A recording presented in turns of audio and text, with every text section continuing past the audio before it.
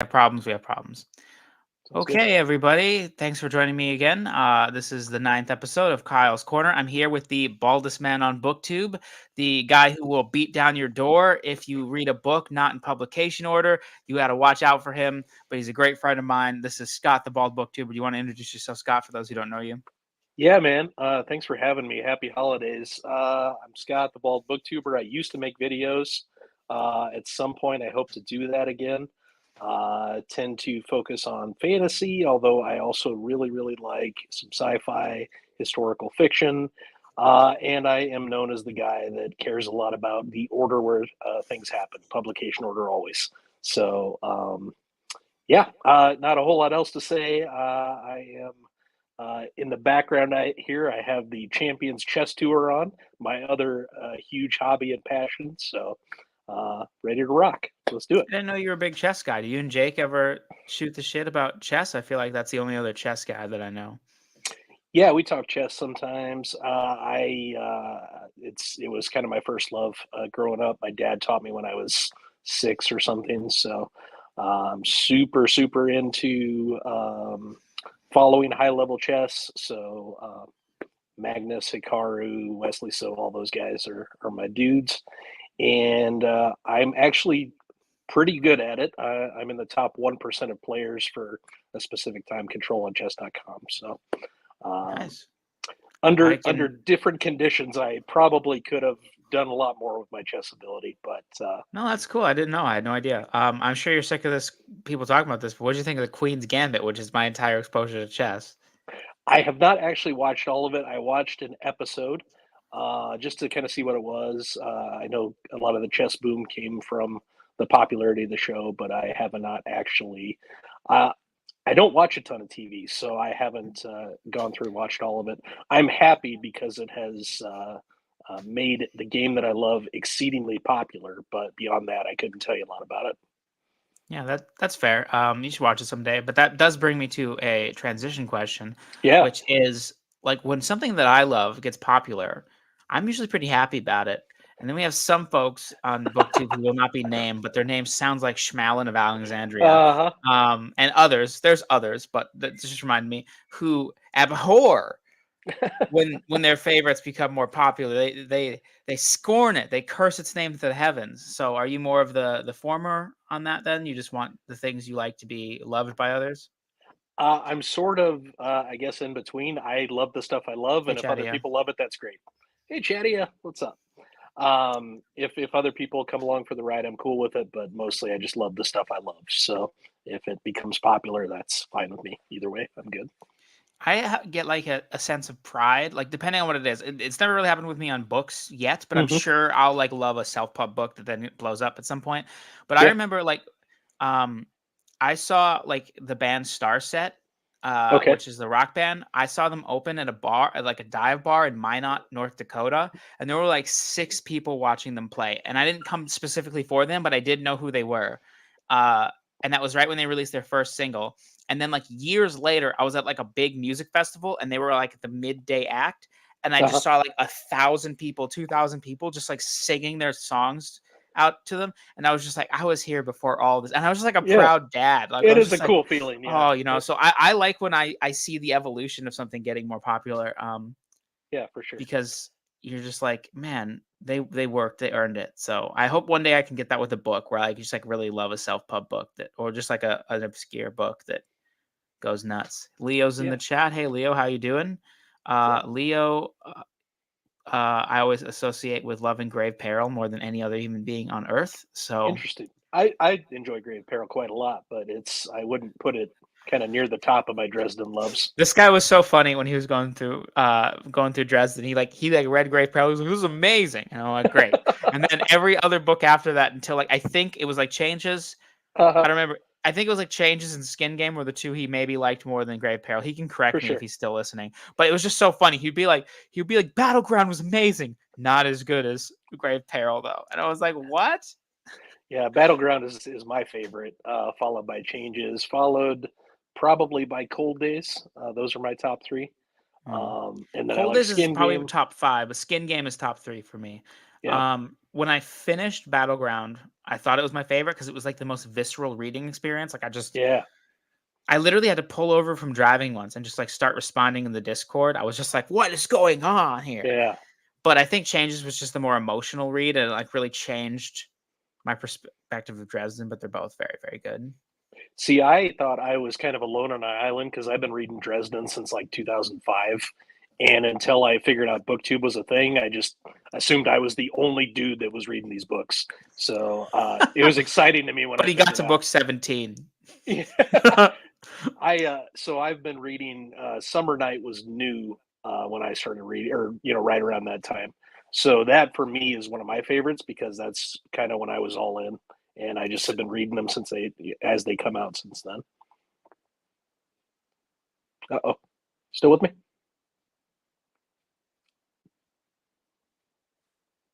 Uh-oh.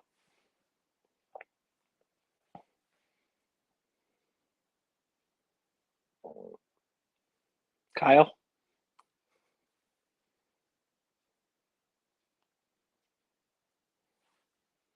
Oh, it's just me. I think Kyle is having internet issues. Is he back? He's trying to get back. He mentioned there's some internet connectivity stuff going on. Let's see the comments.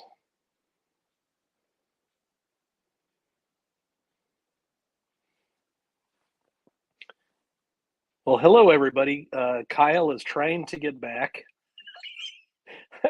I see that we've got Leo here. He gave his favorites. Jake is here. Oh, that's nice of you to say, Jake. Jake came for me, so that's good. I appreciate it. Um, uh, I'm hopeful that Kyle will be returning, but for right now, I guess I'm the host. If you can still see and hear me, let me know. Um, feel free to drop comments in, and we will try to keep things going here. Yeah, Kellen wants to be entertained. I don't know. So I hope everybody can hear me okay. I'm trying a new mic setup, and I'm not very good at AV stuff, so hopefully it is working out okay. Kyle mentioned technical difficulties. Uh, Jake wants to know Kyle's most wrong opinions. I don't know, and I don't want to say without him live, but this is the fun of live streaming. So for those of you here, we appreciate you being here. He's trying to return. Oh, thanks so much, Leo. Let's see.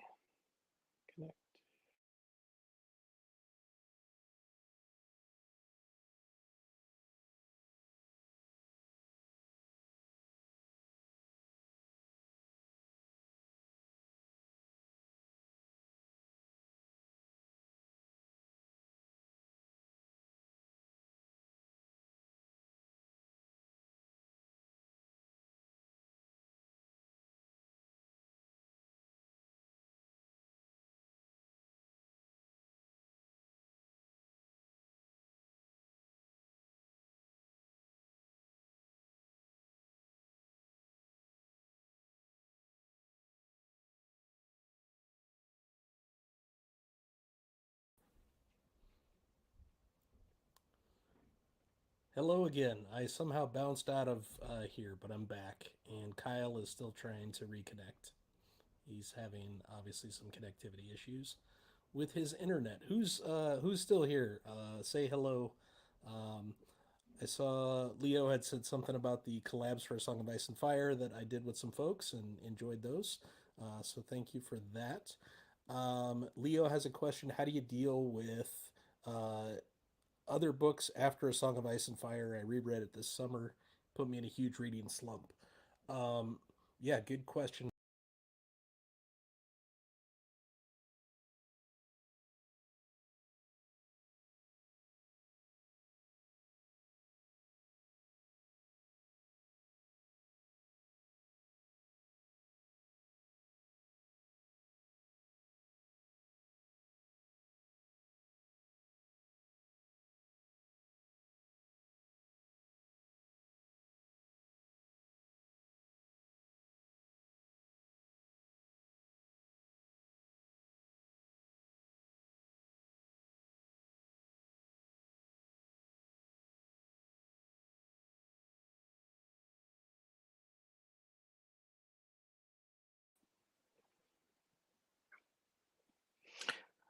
All right, I'm going to stop hitting the chat because every time I do, I accidentally bounce out of here. I hope that some of you are still live with us.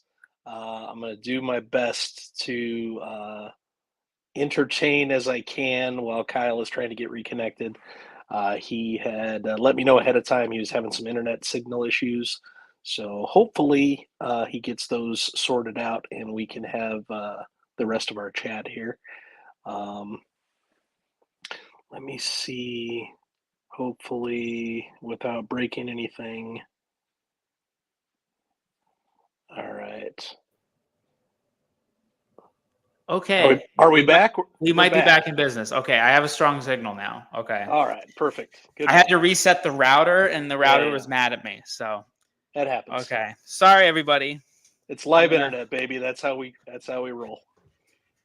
All right. So I saw people were asking you some questions about my bad takes or something like that. So I don't know what bad takes you have. I think though there's one thing we disagree pretty strongly on with Bachman. I think you like Beartown like I do, but you hate the rest of the books in the series. Is that correct?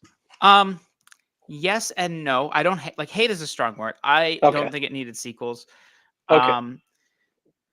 And then so I second guessed myself because I like Bachman so much otherwise. And then my wife read the second book and she had all the same problems with me, like independently. I didn't talk to her about it at all.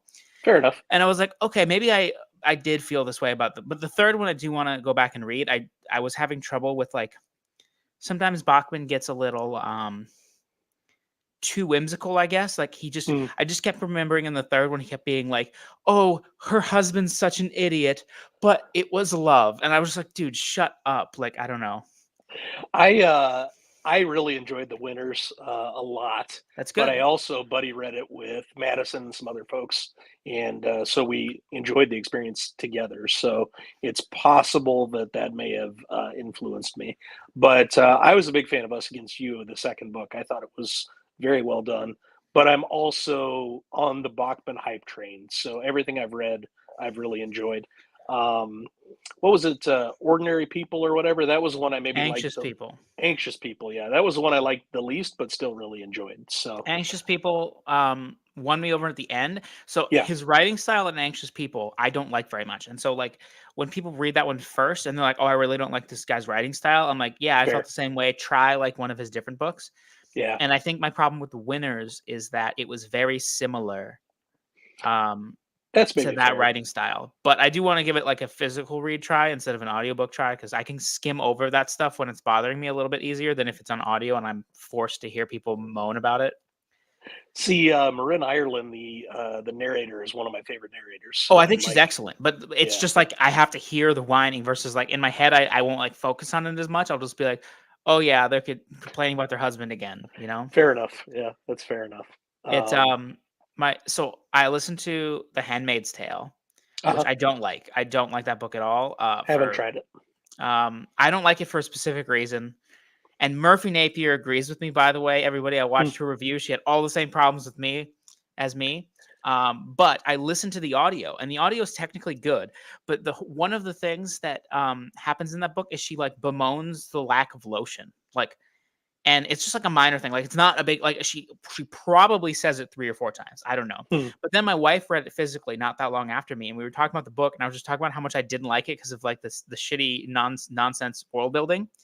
And I was like, and she just kept like moaning about lotion. I'm like, if it's the end of the world, like, could we have like something more important to talk about than the lotion? Like, get over the lotion already. My wife's like, I feel like she barely mentioned the lotion. I was like, maybe just because I was listening to it on audio that I was just like very aware of her just mentioning how she needs lotion. But I don't know. So sometimes that kind of stuff affects me. But I was just like, she talks about it every chapter.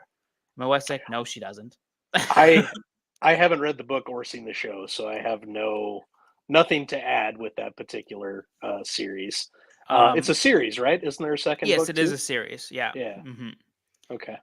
Someday I'll get to it, maybe. We'll see. I liked the show better, but I still feel like it suffered from too much of this. I see. And I was like, can you just stop with all the close-ups? I like the actress Elizabeth. What's her name? Elizabeth something. Yeah, She's a good actress. and she's So great in everything. Honestly, she's a very good actress. yeah, but yeah, maybe I'll get to it. Probably not, but at some Have you point. tried any Atwood? I have not. So I know nothing about her writing style. I know nothing Interesting. about her subject matter. Yeah.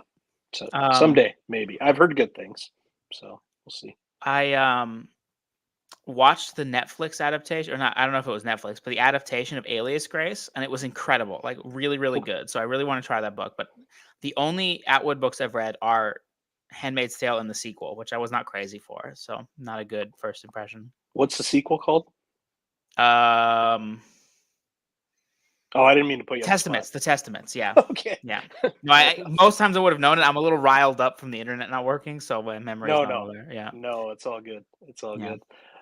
Yeah, I don't watch a ton of TV. It needs to be something that I really care deeply about for me to get invested, or something that I'm, pretty invested in. But the new episodes of Reacher have just dropped, so that's something that I've been watching. So I started that show as a meme. Like I was like, "Oh yeah, it's like dad fiction stuff," and like my coworker was talking about how his dad loves it, uh-huh. and I just I was like, "Well, I'll put on the first episode," and I was like, "First episode is pretty dope, though." So I haven't finished the season, but I'm on season 1. I'm like 6 episodes in, but it's really good. I Okay. like it. Yeah. So far, they dropped the first 3 episodes. I like season 2 quite a bit better. I think it's Nice, nice. It did make me want to read the books for the first time in my life. I was like, I'll maybe read some of these Lee Child books. I've read a couple of them. So I read the one, Killing Floor or whatever the first book that Yeah, this first the one that season the first was season's set based on. on. Yeah. And then now I want to read the book that this season's based on because it seems up my alley. So I read one other one. I think I was doing them in publication order, of course, and never got back to it. But So part let of me. the go ahead. No. Go finish your thought. No, I was going to say part of the problem is I'm not wild about the narrator, so because of that, I haven't been super stoked to continue. But Yeah, that happens often. Um, how did this publication order always thing start? Like, why is this your mantra? couple things, and two of my favorite series. So we got the First Law series. I hate it when people skip the standalones. I think it just makes everything worse. And especially Hobb with Realm of the Elderlings. I hate it when people skip any of the subseries. I think too much is missed in translation when people try to bounce around. So Yeah, no, um, that I feel the same way about those series. I do think I know this is heresy to you, Scott, but we're going to disagree. Are you ready? I do think you I'm can skip ready. Red Country, and I don't say that because it's my least favorite. I'm not saying it from a quality perspective because a lot of people like Red Country more than I do. So, like, Yeah, you might same. really like it if you're reading it. I'm just saying, in terms of if you skip Red Country, you don't miss a lot of the rest of what's going on. No, I If think you were to that's skip some entirely stuff. fair. I think that's entirely fair. I don't think the same can be said for the heroes or for Best Served Cold. I I mean, think both the of those hero are sets up like really, the really important. entire political Yeah. situation. So like I don't know why hmm people would be I love skipping the that stuff. heroes. I know some people that don't like it at all, but it's one of my favorite books he's written. So, Yeah, um, it might be my third favorite. Like I would have mhm. to like really stop and think about it, but I loved the heroes. I really Yeah. like the ending. It might be the only ending of his that I have like I'm just like totally on board with. I just like everything about it. I think I would have to reread to know for sure. But Yeah, I like it so much, I think, because like you never could have convinced me going into that book that Calder would be a character I would care about or want to know more about. And he is a genius and he made me care and believe and care about Calder. So um like I don't know how the man does it, but he's as good a character writer as I've ever seen. So he did never get me to care for oh, I always forget his name because he's so irrelevant. Uh he's a corporal that just kind of dips and dallies around and okay. Yeah, uh I like that dude, but I know who you're talking about. I I would like him if he wasn't a POV, I think. Like I don't know, like having his POV, I'm just like, why are we doing this? I forget his name, but I know exactly what you're talking about because he reminds me of me, which is not great. So he just likes taking naps and bouncing around. But I forget off the top of my head. Tunney is funny. I will agree with you, Jake. It's not that I dislike the character. I just like in that book, I think there's 6 POVs. I might be slightly off, but if there's 6 POVs, 5 of them are just like I just love. And then we would just go to him just being like, I'm gonna dip around and I'm gonna do nothing and battle is a young man's game. And then he just and I'm like, it's okay, man. But I agree with Jake here. He says, I get annoyed when people skip things because they are given 2 options and just assume they will like the later book more. Yeah, like I don't we as a culture, and I'm part of this too, we're very bad at delay of gratification. Mm-hmm. And we want the book that we think is going to be like the 5-star top of like everybody seems to always want to be their next book to be like the book that's going to be their number 1 on their year end list. And I'm like, that's just you're only going to have one of those. Like you can't always have a favorite every book. And I get like, there's like reading time is like, precious, a valuable commodity, but it's just like for me, I want Assassin's Fate to hit as hard as it possibly can hit. And the way to do that is to not start at Fitz and the Fool. Do you know what I mean? Like why would I do that to myself? I'm just I'll read it and I might think it's really good, but I would think it's amazing probably if I read all of the stuff leading up to it. So I don't. It's not personally a mindset that I can really wrap my head around, unless like I know sometimes Jake says like if somebody tries Farseer and just like really bounces off of it, then trying live ships like that makes sense because like that's an entirely different style, Yeah, it does. You're at what? Fool's Errand? I've read Fool's Errand. I really liked it. I have to start Golden Fool. Okay. I wanted to finish Tawny Man by the end of the year. Sure. That's quite ambitious at this point. It is. But I do want to. I'm very firm on at least finishing Golden Fool by the end of the year, and then going right into Fool's Fate for January. Perfect. Yeah, I adore Tawny Man. I really enjoyed my reread this year, and I had planned to just keep rolling with rereads, but that was about the time I hit my reading slump that I've been battling the rest of the year, essentially since July. So I'm not super stoked to redo the Rainwild Chronicles, not because they're bad or anything. They're just easily my least favorite subseries. And maybe the reread will be your deep appreciation of them. They'll just shoot to number 1. See, I probably appreciate them better than a lot of people. I really do enjoy the books. It's not a matter of that. It's I like these books a lot because it's my favorite author writing them, and I give them bonus credit that I may not otherwise do. But once I get to my Fitz and the Fool reread, that's my favorite trilogy ever. So I'm excited about that if and when I get there. So, I'm sure you'll get there at some point. Yeah. Do you think? So I know you got busy with work and like life and stuff like that. But do you think the fact that you were rereading a bunch, do you think that was a boon or just like a neutral or a negative? Because I think people have really different outlooks on what rereads do for them, and I'm kind of curious on yours because I reread all the time, and I know you do. Same.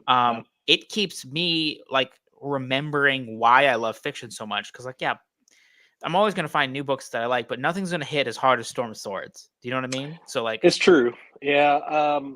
I don't know that it helped or hurt. I don't really know what has caused the problem.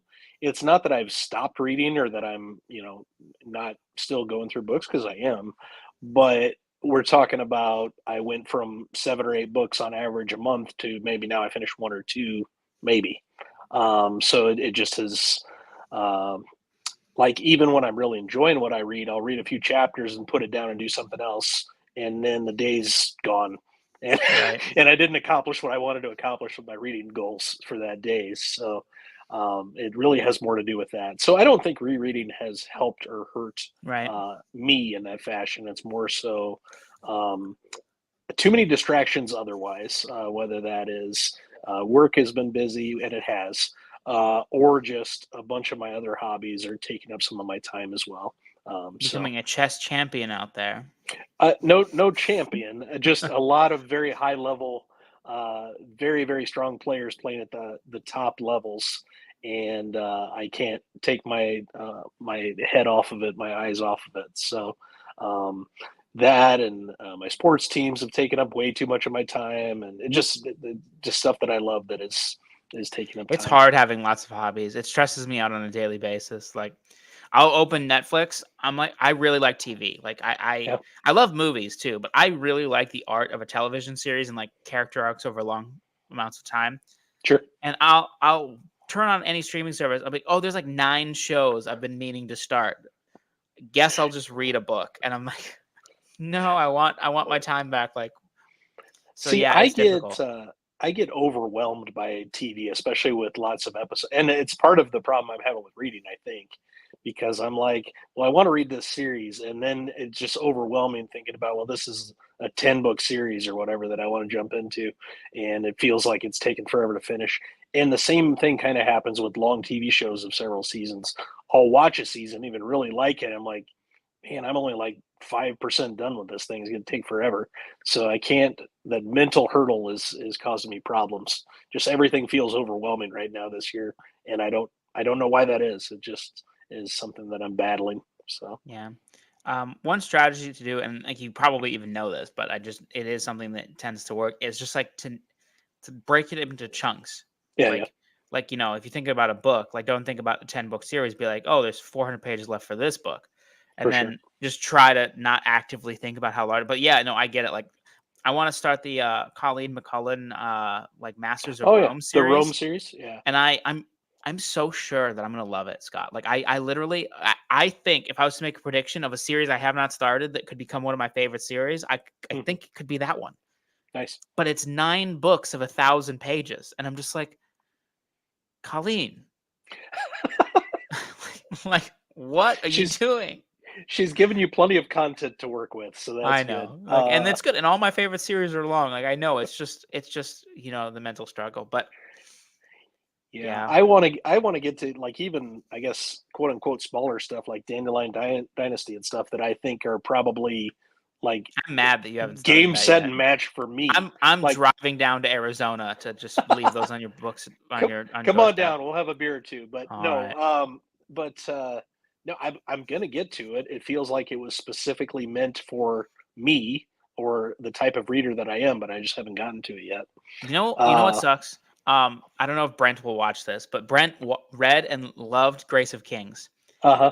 And then he heard about the cooking competition in the Veiled Throne, and he's like, I don't know if this series is for me. And he just hasn't continued. And I'm like, Brent, I promise with my whole heart, you will love Wall of Storms. Like, not Yeah, everybody in the world's gonna love Wall of Storms, but you will love it, Brent. I promise. And he just hasn't yeah. picked it back up. So like I hope one day he does, because man, that cooking competition was strange, but the series is still like incredible. So, Yeah, I appreciate you saying so, chatty. That's very nice.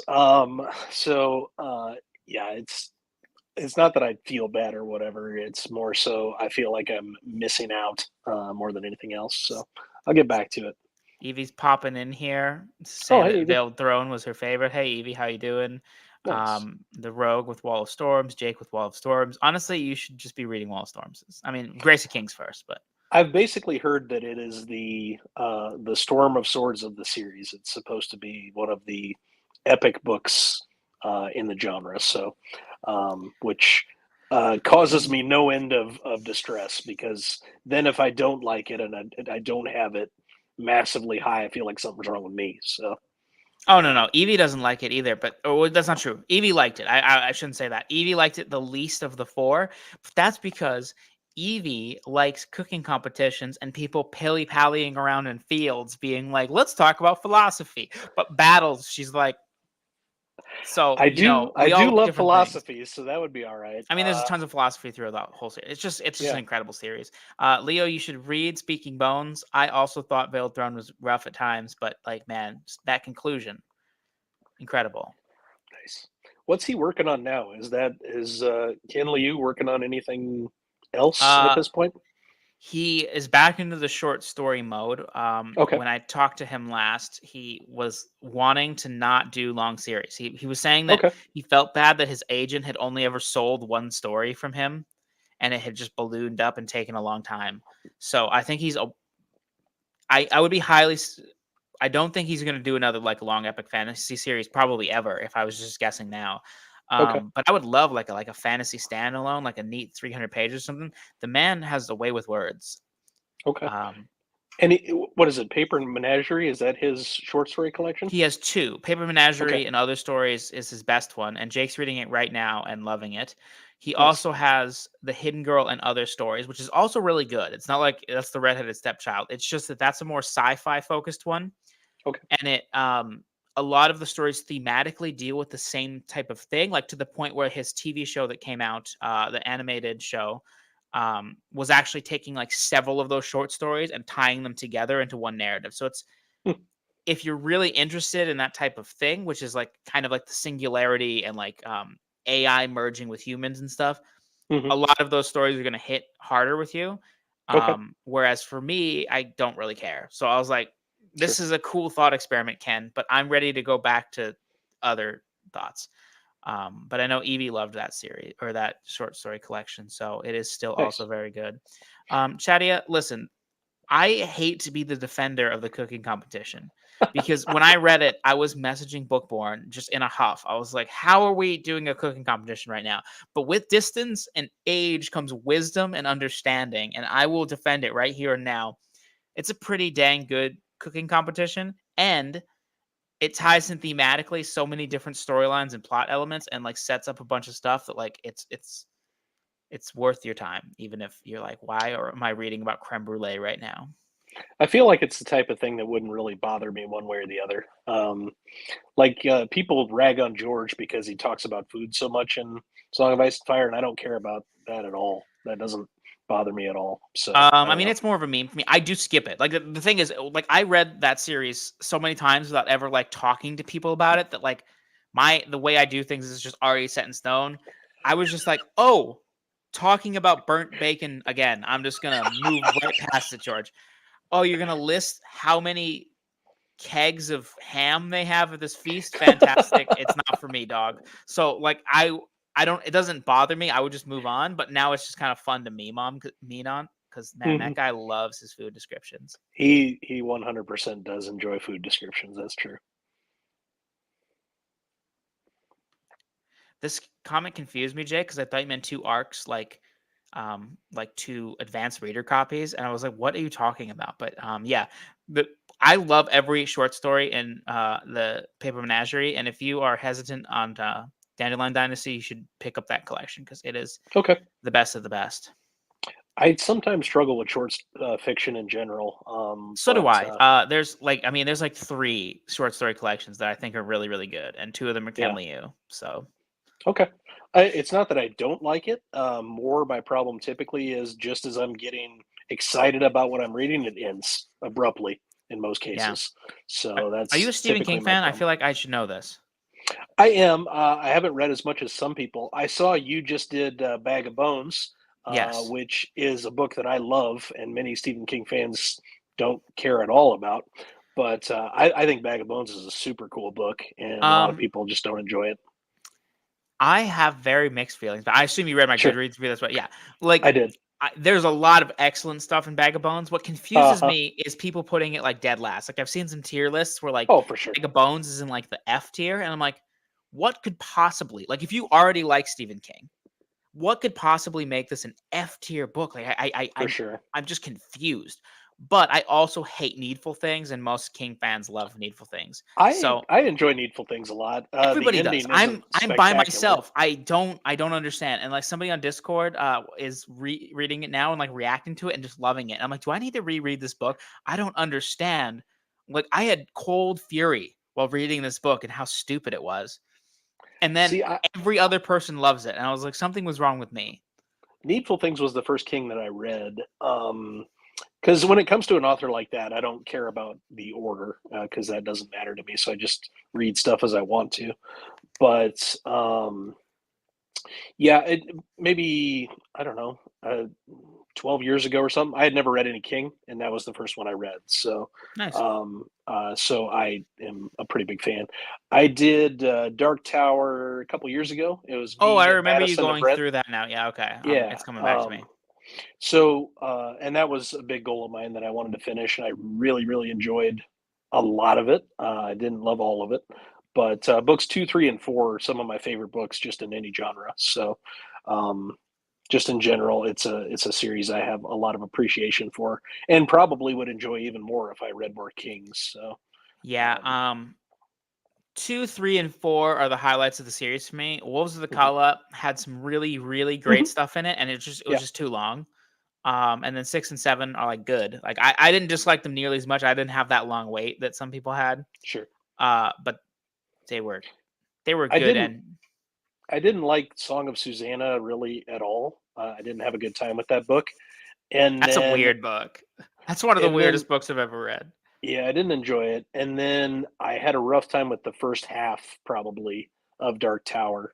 It It was had not an something I was excellent enjoying a opening lot. chapter that should have been Yeah, the end of Song of Susanna, and then that's fair. it meandered for a very long time and did some weird stuff for sure. I actually enjoyed the ending. I thought that was fine. There were choices he made I didn't like, but that's I'm Yeah. just a reader. He's going to make choices I don't like, so that's fine. Yeah. But yeah, Wizard and Glass book 4 is one of my just favorite books. Just period. I just that is probably my second favorite King book after 11/22/63, which is 11/22/63 is fantastic, and I'm gonna reread that right away because I convinced her a long time ago, but we finally sat down to watch the adaptation, it's good. um, and I thought it was extremely mid. Like I just like, man, James Franco was miscast in that role, and I like him normally, but he Uh huh. just was. I think every time he was about to shoot a scene, he just took like 17 sleeping pills, and just like he was just like, "What? We're gonna I liked. stop the assassination of JFK." And I was like, dude, have some personality. I thought he was fine. I liked the actress that played Sadie. I thought she did a really nice Yeah, job. I So did think so too. And to bring it back around, she's the main character of the adaptation of Alias Grace that I loved. She did oh very okay. excellent in that. Um, but anyway, my wife was asking me all these questions because she did not like the show. She thought it was very, very mid. Hmm. And she's like, "Does this happen in the book?" And I was like, I think it was different. And I was like, "It's been 12 years since I've read this book. So now I January or February, I'm gonna reread it." Nice. Yeah, I'll be anxious to see how your reread goes. I've read it a couple times, but Yeah, it's it my again second has been favorite a King. I while. think it's his best novel. So, like, Yeah. nothing's going to dethrone The Stand for me. Evie, I have read Ted Chiang. I did not like Stories of Your Life and Others. You know that. And then the third short story collection I was talking about was Exhalation, which is incredible. I have not read Ted Chiang either, so add that to the list of things where I have disappointed people. uh, Uh, I have also not read Long Price Quartet, which I also think we're I will renaming enjoy. this just Getting Mad at Shit Scott hasn't read yet. Like, That's right.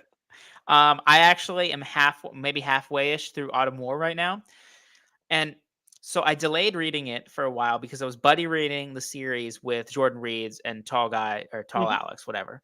Yeah, And Alex like blitzed ahead of us. Like he just like he can't. He's so tall that like he can't like look down on us and see where we are in the book. So for he's like, sure. I'm just gonna keep reading it. So like he finished the second one and I finished the second one, and then Jordan was lagging finishing the second one, and then she finally finished the second one. He's like, "Oh great, I'm finished the third one." And I was like, "What?" And then he was like, "Yeah, it was good, but it was a little overhyped. I think I liked the second one better." And I was like, Hmm. "Okay, well, I'll take a pause since now our buddy Reed is in shambles."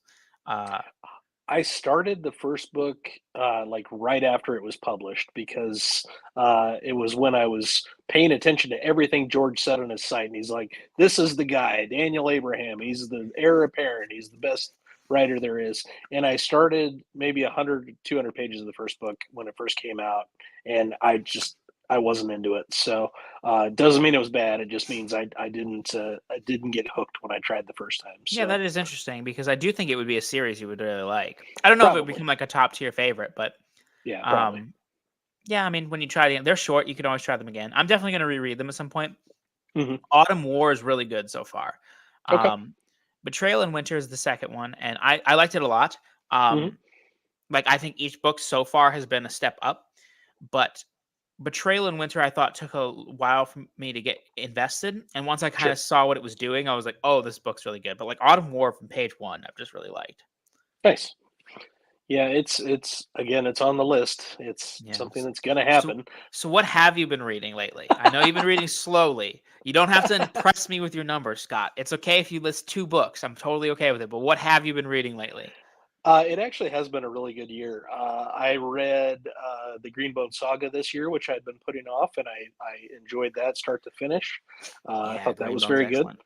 excellent. I read Book of the New Sun this year and had Rockio on several times to talk about each book so that he could explain to me what it was that I just read because I'm not smart enough to figure it out on my own.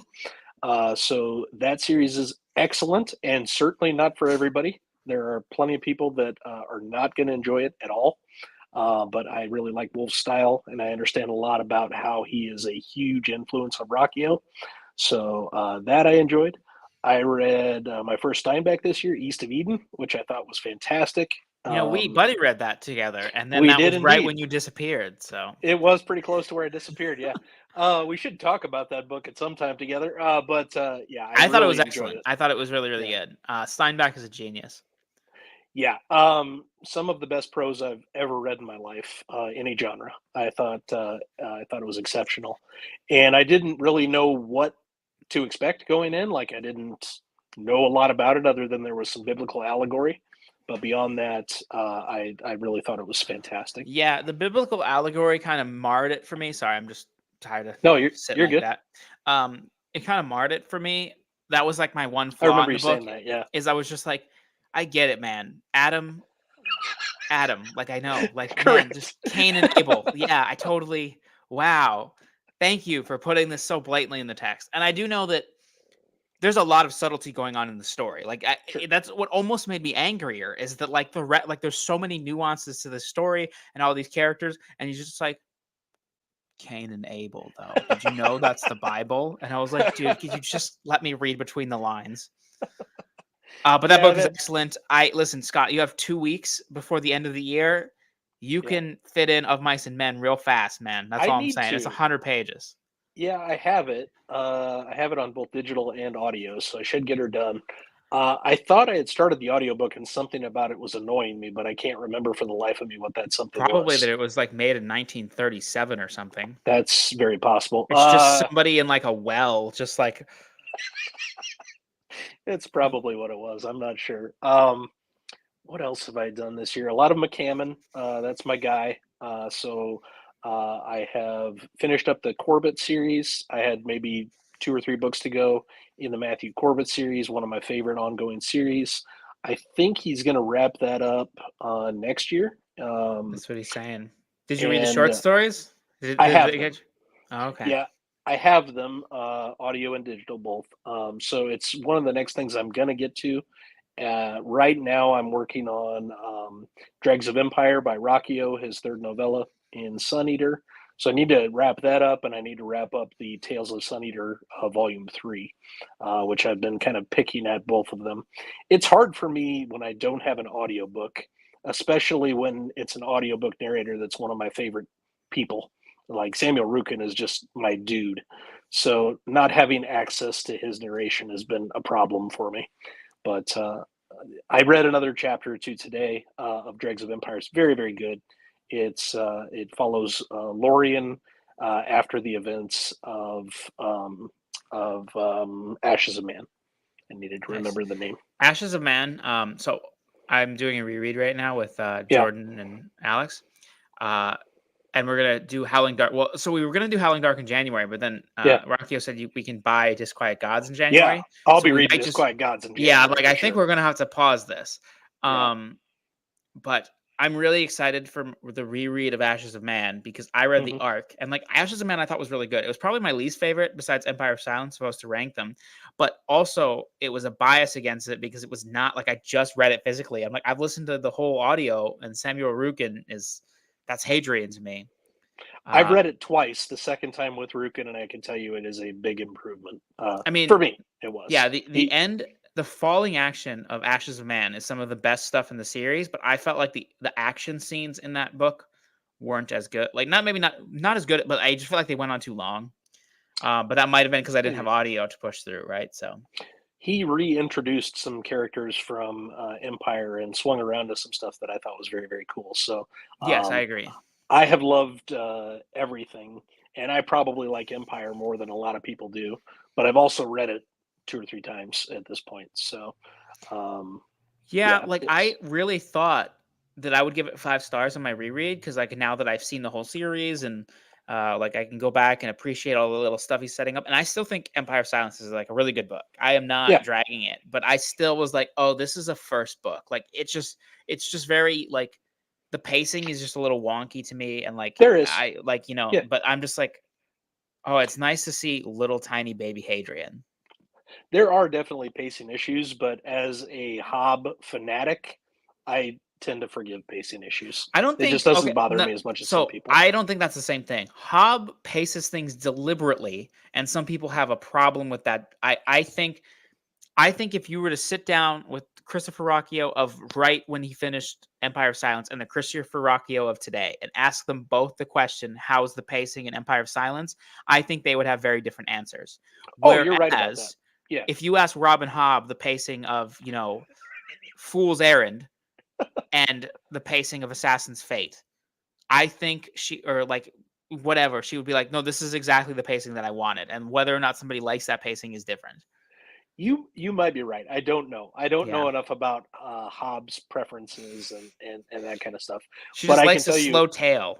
She's just, I could I'm gonna tell you what they had for supper and what they thought, and I'm gonna tell you about all their chickens. 100% you're correct about Rockio because he said in many live streams that he would write it differently now, knowing what he knows now, he would do things Yeah. differently. Yeah, that's part Um, of, I mean, he's told me that, so that's part of why I said that. I would not try and put things in authors' mouths that no, for sure. confidently if I didn't hear him say something similar. Yeah. Yeah, the pacing of Assassin's Quest sucks, but I you know, love Assassin's Quest, and it's I don't fine that care. it's fine that I'm on the wrong side of history here. No, I I don't think it you're on the just wrong side of anything because a lot of people don't enjoy it. I've loved it more each of the times I've reread it. I've reread it twice, read it 3 times now. So, Yeah. um, I do think like the way that I express my opinions is sometimes a boon and sometimes a curse because they're very memorable. Whether or not you're annoyed by them or not, they're very memorable. And so people like latch onto me as the poster boy of like a problem. Like people will tag me and be like, I loved Assassin's Quest. Do you want to fight about it? And I'm like, good. Like I gave it 3 stars. I don't think it's terrible. I just think the ending is silly. She was watching she was playing Spyro the Dragon and she's like, I have an idea. Like, so I just, it is what it is. But see, Evie's over here foaming at the mouth. But so yeah, I don't know. Sometimes I just hey I, Jay, how's it going? Nice to Jay's see here. you. I don't think Assassin's Quest is perfect. I do think it is something I really enjoy. I still tend to put it kind of towards the bottom of the spectrum of Hobb books for me personally, but I give it 4 stars and really enjoy it. So I do plan to reread it. I know people like, but like, so I'm toying with the idea. I don't Mhm. know if I'll do it because I might get so antsy. I'm gonna finish Tawny Man, that's for sure. Uh-huh. I don't have high expectations for Rain Wilds. I might just try and just have a month of pain and just read them all at once. But we'll see. I might have to space them out. But I'm considering stopping at the end of Rain Wilds and then just going back and reading my illustrated editions of the Farseer trilogy and like re-immersing myself in the beginning of the story before experiencing the end.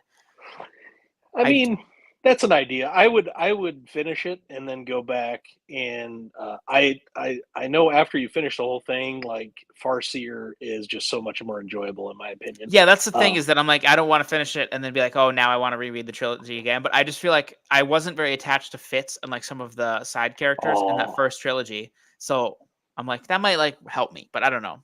We'll see how it goes. Fitz forever. Fitz is my dude. You guys all say this about, sorry. You guys all say this about everything making Farseer better in hindsight. Nothing will make that silly ending of Assassin's Quest less silly to me, Jake. But it's Incorrect. okay that you all love it. So No. Assassin's Fate makes every single one of the previous books better. okay, there was a point I forget exactly what it was now, but there was something in like I think it was Ship of Destiny Mhm. where I was like they were explaining some of the magic, and Mhm. I remember being like, okay, this actually does make the ending of Assassin's Quest a little better. But See, um, Hobb does set up and pay off better than any author I've ever read, in my opinion. And so she tends to retroactively make previous books better for me. I don't know if that's the case for everybody, but Jake and I have talked about Assassin's Fate making all the previous books better, and I just think it does. I think that the way that she wraps it up and the way that she has callbacks to some of her earlier books is just incredible stuff. So I'm starting Golden Fool within the week, Jay. I No, I love agree. Golden Fool. I hope you love it. But My we'll name's see. not Mike. I'm gonna like it. Yeah, Mike struggled with it for sure. Yeah. And I understand why he struggled. Like his reasoning for it made sense to me. I just don't have those same problems that he does. So Yeah. I mean, it's not just Mike. I just that's the first person, but like I know RJ also had pacing issues with it. Like I don't know, slow pacing doesn't usually bother me unless like it's Stone of Farewell. Which have you read? That trilogy? I loved Dragonbone Chair. I had a lot of problems with Stone of Farewell. I didn't dislike it, but it felt like a step down. And I started on book 3, and I just have never finished it. I think I got 200 pages in and just put it down, and I haven't gotten back to it. But Scott the Bald DNFer over here. Jesus. And it wasn't even a conscious DNF Yeah, no, it happens. necessarily. Yeah. It was just I started reading something else and I didn't get back to it, and I haven't for like a year and a half. But the first book, Dragon Bone Chair, I loved. That was one of my favorite Yeah, books that year. I think that book's excellent. Yeah. I still have faith that I'm gonna like the third one. hmm I was gonna go straight into it and finish it by the end of the year when I read Stone of Farewell in like October or whatever month it was, and I just was like, this was painful. Like, I mean, and there's parts of Stone of Farewell that are good, but Yeah. a lot of like that's like a 900-page book that like could be 350 pages. Like there is some fluff to that book, and I was like, You're not wrong. That was how I felt Tad, too. can we do anything? Can we move anything along? Yeah, to Green Angel Tower, my biggest issue is that it's just so massive. Like, I wish It's he had split it huge. up into a quartet instead of like I really do. Yeah. I wish he had made it into a 4-book series instead of 3. Well, it And is in paperback. It's 4 books. you're right. But I mean, Do you have it reads as a the trilogy. full? Do you have you have it all in one book? I mean, I read mostly digital, so Oh, I don't gotcha. have. Yeah, I have I it don't on have. digital that way too. Yeah, I have a very limited amount of physical copies of stuff for This is space very reasons and funny. for other reasons. Jake says the funny thing about getting 200 pages into book 3 of Memory, Sorrow, and Thorn is it probably means you didn't get to the halfway point of the series. He's not wrong. He's not wrong. Yeah, that's true. Yeah, I want these paperbacks too. I have them in mass markets, which I like the art style for a lot, but I like those big floppies. I tend to only get physical copies of stuff that I already love. So I have my hardback copies and special copies of Sun Eater, and I've got a decent set of Song of Ice and Fire. I've got some like A Way of Kings leatherbound and some other stuff. Like it's stuff that Right. is deeply meaningful to me that I tend to get physical copies of I'm gonna because keep I just don't read physically that much. really like you're mostly digital and audio. Mhm. Interesting. My eyes are bad, so I'm sitting here. I need a magnifying glass for some of these books. It's just not. Oh, so you need the large print books in the I bookstore. do. I need Yeah. the old man large print books, Do you or wear I need glasses or to. contacts or anything? I had laser correction surgery about 10 years ago, but for whatever reason, distance is still good, but now near stuff is a problem. Mhm. So I like being able to control font size and being able to control different aspects and stuff as No, I'm yeah, reading. So that's good. It's rare that I feel like somebody's like more pro digital than physical. Like that's good. Keep the dream alive, Scott. I don't know. It's a dream. I had the first Kindle like when Amazon released the Kindle, I bought the first version at a stupid amount. I think it was $400 or some useless thing. But I've just always had Kindles since that point. I read mostly paperback up to that point because it was the cheapest, and now I rarely just read anything on physical copies. You know what's funny? My wife's friend came over a couple days ago, and so I have like I'm sitting in our like living room table, and like my Kindle's right here underneath. hmm And like the Kindle has like the base of the book you're reading. I hmm had the physical copy of Bag of Bones sitting Yeah, here because I had been reading the physical copy of Bag of Bones, and I was also reading the digital version. So then I had the cover of the digital version, and like she's not much of a reader, but sure. I was at work, and she texted me a picture of it, and she was like, what the hell are you doing? Like she could not understand why I had 2 copies of this book sitting right next to each other. And I had to be like, I thought I was being perfectly reasonable. I was like, Yeah. well, if I want to use one hand to read, I'm going Yeah. to read digital. But if I'm going to lay back and have the book open, I'm going to have the physical. And she's like, oh, I guess that makes sense. But I just thought it was Yeah. funny that from a non-reader perspective, she was like, what is this guy doing?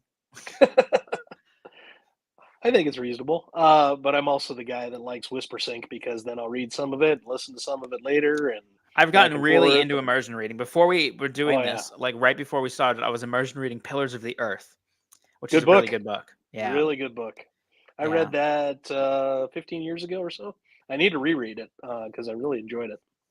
Yeah, I'm liking it a lot. So I will. So like, I have no problems with it. Hype of books almost never impacts my actual reading of it. I am Uh-huh. curious because like people talk about Pillars of the Earth like really like they're like, dude, that book is, and I'm like, it's good. Like I'm liking it a lot. And I was at work the other day. I'm a bartender for anybody who doesn't know, and some random Mhm. guy like came up and he was having a drink, and I talked to him like casual for like 2 minutes, and he mentioned, he's like, my favorite book of all time is Pillars of the Mm. Earth. Like, I think if I could give one person a book to read, or everybody to read a book, it would be Pillars of the Earth. Like, that book's incredible. I'm like, oh, I'm actually reading that book right now. But I was just like, this book is the one book you would recommend to someone? I don't see it yet, but I still have a lot of the book left. So Yeah, no, I don't. I don't feel that way about it, but I really enjoyed it, and I want to get to some of the rest of the Kingsbridge series, but you never know. That might be the only book he's ever read. It's hard to say. So different experiences, different stuff. oh no, So I talked to him more after that. He was a big reader. And oh, that's okay. like, I'm not criticizing the guy at all. No, yeah. He was like, I would give everybody this book, and I'm like, it's a good book. I don't know, but maybe I'll see the light at the end. I think Jimmy actively disliked it, right? Didn't he just read it and he didn't like it at all? I Or think he am I gave it thinking of 3 something stars. else? I don't think he Okay. hated it, but Okay. Jimmy's Fair rating enough. system changes monthly. So like, I don't know. Like, I'm Well, not calling you out, Jimmy, if you ever watch this, but like sometimes it'll be like, I don't really like rating systems. And then sometimes it'll be like 5 stars for basically everything. And then it'll be like, A Blood and Fire gets 2 stars. And I'm like, bro, like you've never given a 1 star in your life and you're gonna give this book 2 stars? That means you like want it in the dumpster. these things evolve. Of course, yeah. The audio of Dune is very, very good. If you're doing Jay, the one that has like the ensemble cast or whatever, that's a really good audio for Dune. Yeah, I love the audio for Dune. It's what got me through the book. I'm gonna do a reread before. I love Dune, but I need to Oh, read that the might be our rest of it. biggest disagreement is Dune. Actually, I had clocked that at one point, and I just forgot about it because you love Dune. I mean, I wouldn't. It's not like a Mike loving Dune. It's not like in my top 10 books or anything like that. But I read it first probably when I was 20, and revisit it every so often. I need to read the rest of the series because I've only read Children of Dune besides, or not. What's the second one? Not Children of Dune. Whatever the Dune Messiah.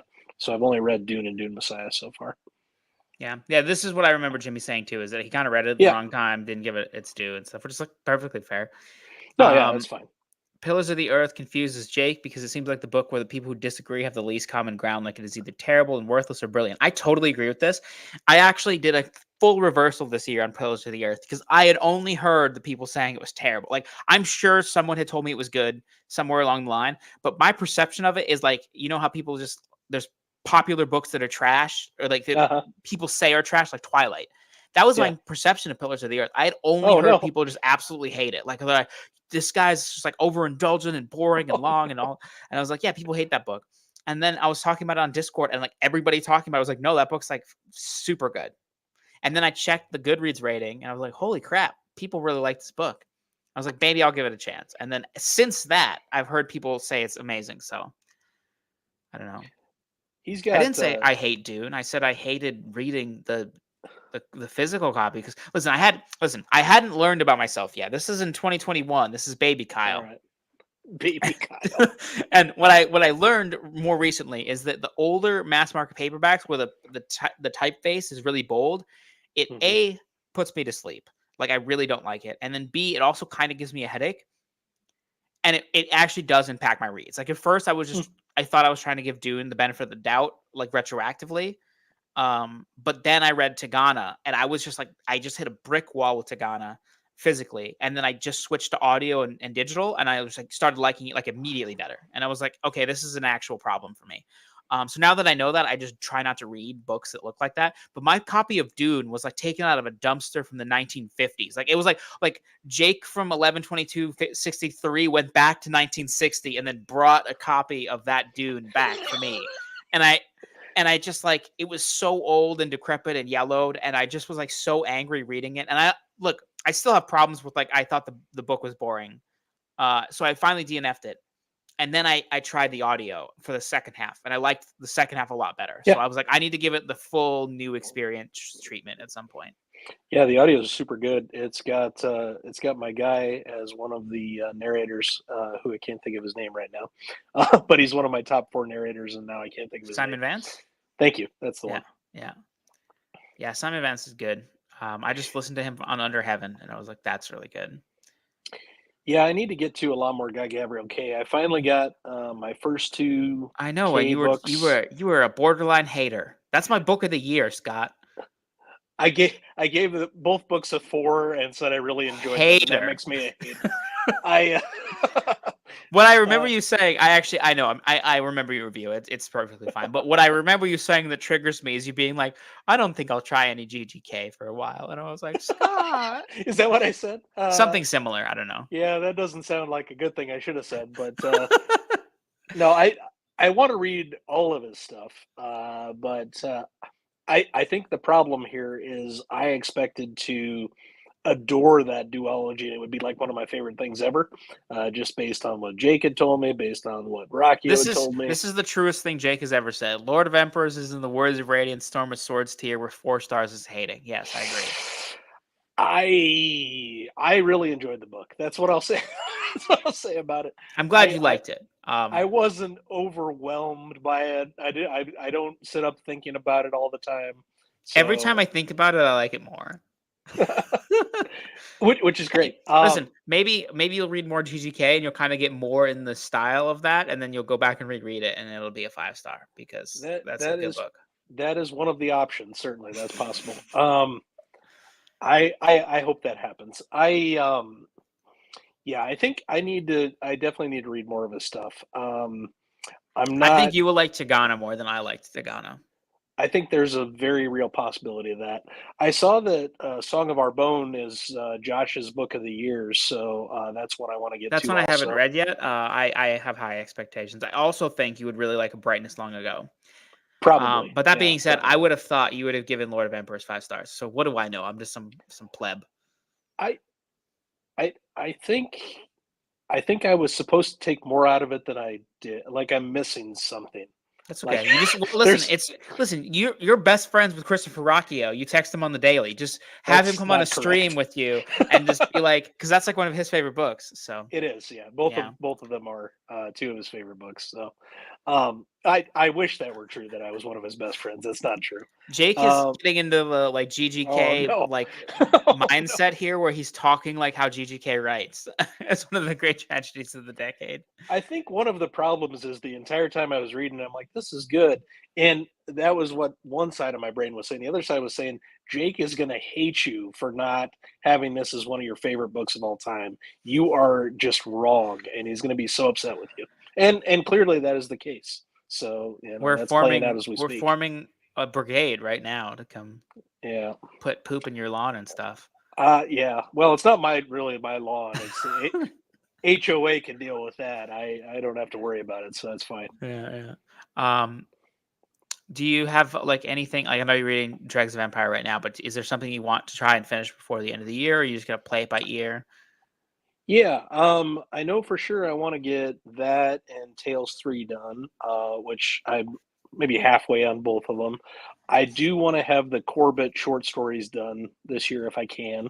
That short story collection, 7 Shades of Evil, came out, and so far Brent is really enjoying it. Lucas is really enjoying it. So people I trust are loving it. So yeah, absolutely. I want to get that done. Beyond that, I think there's probably not a whole there's not enough time to really delve into too much else. That's a lot. There's 2 weeks left, and there's Christmas and stuff. So Brent and I have talked about digging into Earth of the New Sun, which is the coda for Book of the New Sun that he wrote several years later. And it's actually Ruoccio's favorite of it. But among the fan base, it tends to be split, I guess. Some people are like, well, this was completely unnecessary and shouldn't have been written. And some are like, well, this makes everything before it better. So I'm anxious to see where I'll fall on that.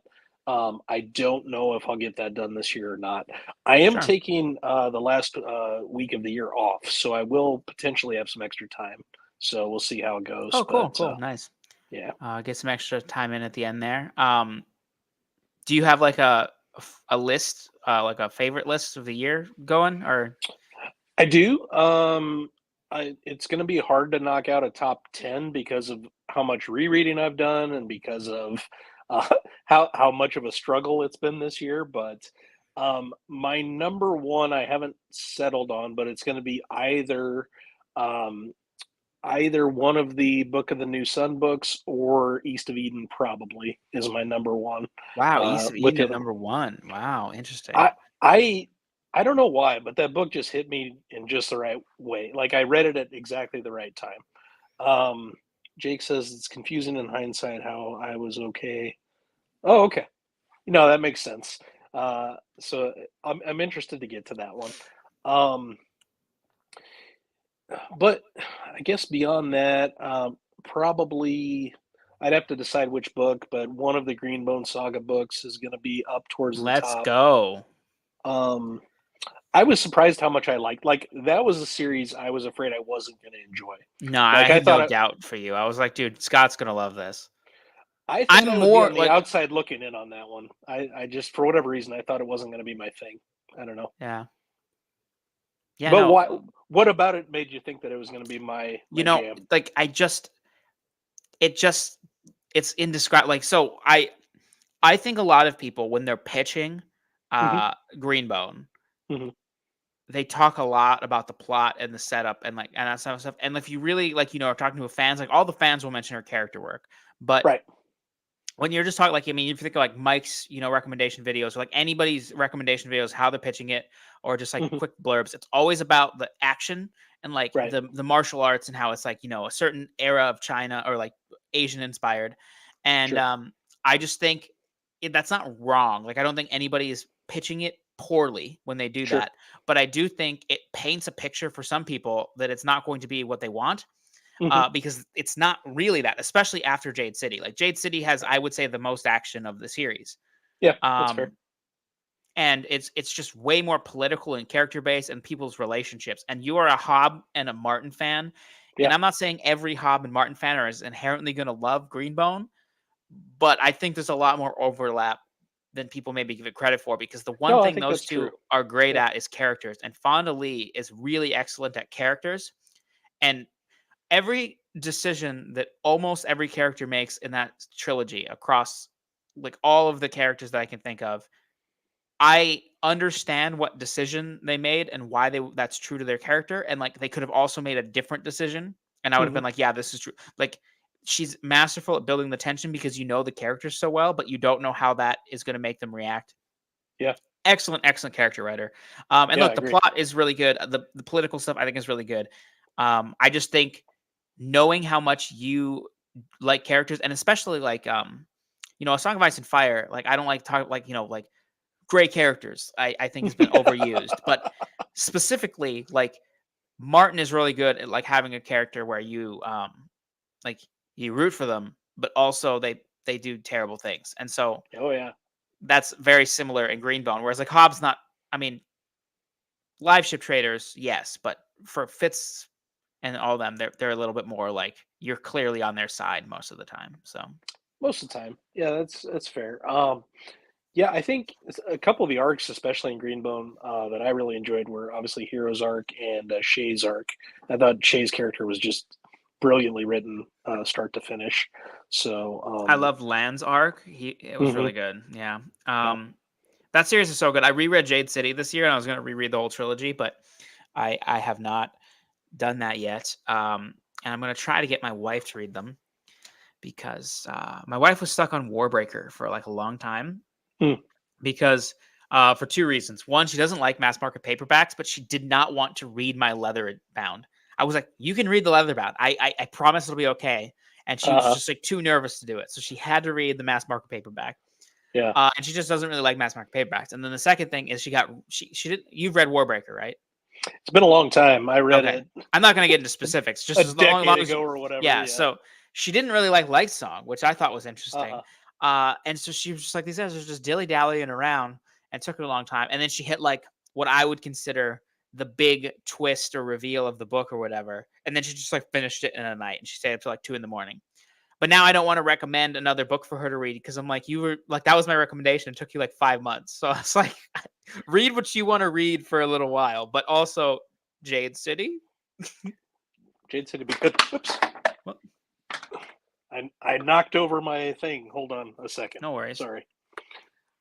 So Jake is going off about Gene Wolfe in the comments here. I'm pretty confident that I'm going to read some Gene Wolfe next year.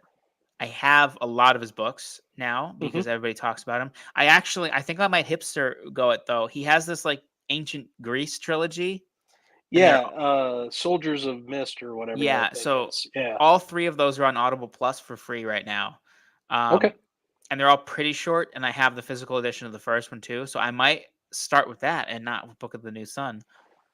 I want to read the rest of the solar cycle when I get to it because he's got long and short sun. So, but I want to get to all of his stuff eventually. He makes me feel stupid when I read it because I feel like I don't know anything, which I like. So that's good. I feel like I'm learning something when I read it. Yeah.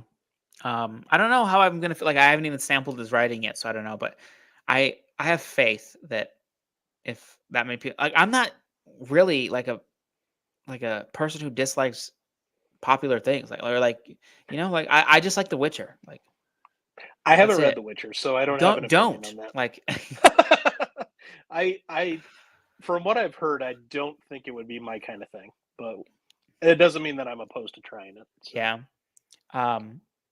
Yeah, that's like the only series that's really popular that I could think of that I was just like, I don't like this at all. See, Jake is coming in clutch. I'm not a gamer, so I don't have like an attachment to the video game and stuff. But The Witcher is another one where Ruocchio really enjoys it, so it's hard to say. So well, maybe Ruocchio is a brilliant man that's allowed to be wrong occasionally. So no, that's true. Yeah, that was it. Like when I was reading them, I'm like, am I in the wrong? And then I just confidently was like, no, it's the kids. It's not right or wrong, right? I know, I'm just playing around, but no, I really wanted to like that series. I like the game, but I don't love the game. Like I've never, Did you read all of The Witcher, or you read certain books, or how far did you? So I like the short story collections quite a bit. That's what I've heard. People tend to really like the short stories, and then it dives down when they get to the books. Yeah, so Blood of Elves, I think, is an actively bad book. Like, I would strongly argue it is not a good book, but not because I don't like the content. The problem with Blood of Elves is, Blood of Elves is the first novel, and it is structurally incoherent. And the reason that I say that is because he released 2 short story collections before that. And the book doesn't know what it wants to be doing as to whether or not it wants you to have read those short stories. And that is a very bad idea for like the first novel of a series. Like, I don't understand it. Maybe this is different in translation, but there's parts where it's like, it treats, like, it just throws you in where like it expects you to have read the context of the short stories. But then there's a whole thing where somebody's not telling another person a thing, and it's treated as this huge mystery, but you know what it is because you read like 3 short stories about it. And then it's like the emotional crux of the novel is this person finally admitting this. And I'm like, but we read the short stories. This is not a twist. And it's a supremely bizarre book for that reason. I don't understand what his goal was there. And then the second book, Time of Contempt, I read. And I didn't really like it, but I don't have any like structural problem. Like I just didn't really like it, and I hate the end. The end of that book made me so angry that I just DNF'd the series. Fair enough. And then everybody tells me the next one is where it gets good. I'm like, I think I'm good. Like every time I would go to pick it up to just know, I would just be filled with rage. And I was like, no, I'm DNFing the series. I don't have a lot of times where I actively hate books. The last one that I really, really hated that I remember was Great Coats Book 3, which I'm Oh, sure interesting. Alan would not like to hear. It almost got me off of the series entire. I enjoyed books 1 and 2 quite a bit. And then book 3, there's a choice made that just made my blood boil. And I'm still upset about it, even now thinking about it. And then I think he redeemed himself and finished it off pretty well in book 4. So Nice. I'm not unhappy that I read it. I know that's one that you've talked to Alan about and potentially might read. But you, it, Well, I'll definitely it read it. I own them all, so but whether or not I'll it's read them soon, yeah, for sure. It's a fun series. I enjoyed what it was.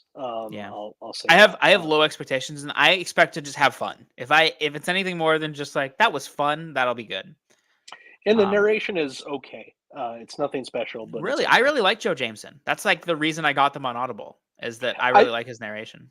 I think he's good. I don't have any critique. I just Right. it's not my favorite thing, but I Yeah. thought he was good. Okay, Jake. I will ignore what people tell me about Baptism of Fire. Thank you for allowing me to have an excuse. Um, I had a thought and I lost it. Um, what were we just talking about?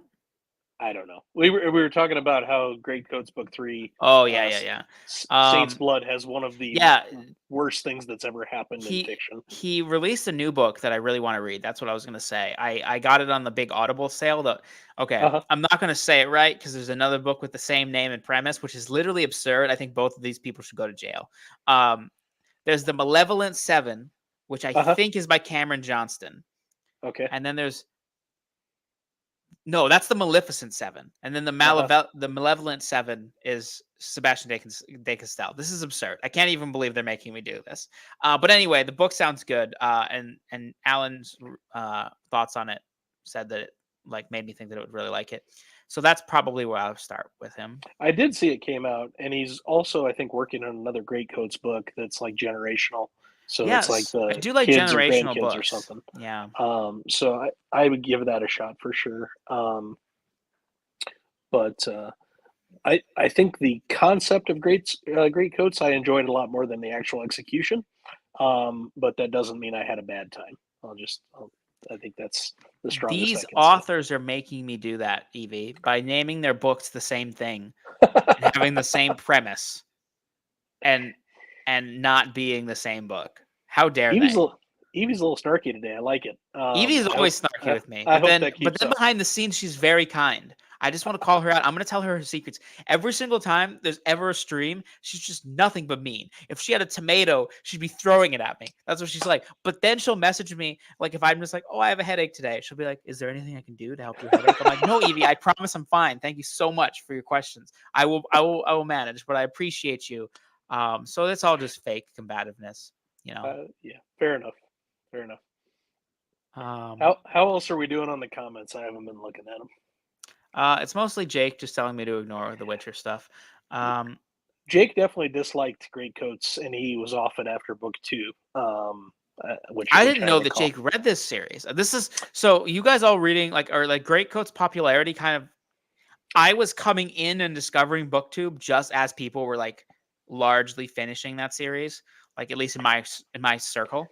So we Um, all kind of started the same time because Mike did a read along. That oh, was what gotcha. sort of started it, and then I was, I think, off of it for like a year before I gave book 4 a try because I was still so angry about book 3. But I went back to it, and it was maybe the best of the series, book 4. So I hear a lot of things about the bad chapter in Trader's Blade that makes me intensely curious. So here's the thing: I read Gunmetal Gods recently. how was Um, it? I really liked it. I Okay. also, for the record, I think you really like it. I doubt it would Okay. blow you away, but what it reminds me of, I don't like when people compare things to A Song of Ice and Fire. I don't think the Mm-hmm. book itself is that similar to like it's like political houses and wars. Like, Sure. but it's two dueling POVs, and one of the POVs is this guy called Micah the Metal, and his whole thing is that like he's introduced firearms into their army, and like that's obviously like better because the other army doesn't have firearms. So he's like a really scary dude. But Yeah. he reminds me so much of Victorian Greyjoy. Like Oh, it okay. honestly just as if like one of the POVs has like Victorian Greyjoy in a different setting, and it's like Middle Eastern inspired. And there's like Mhm. I hear it gets more pronounced in later books, but there's like some eldritch horror stuff in it. Mhm. Like there's like demons and god, a lot of stuff that I liked about it. Yeah. I read it specifically because that really pretty collector's edition was coming out, and I'd heard some stuff about a really terrible scene in that book. And Mhm. I didn't want to get the special edition and then find out I hate that scene so much that I then hate the book. So it's like I Right. have to read this book before I do the special edition. I'm Uh-huh. not going to say what the scene is or what style of scene it is, but it is something that I feel comfortable that if I told you, you'd be like, that's really gross. It doesn't Mhm. sound like something I would like. Right. And I didn't like that scene.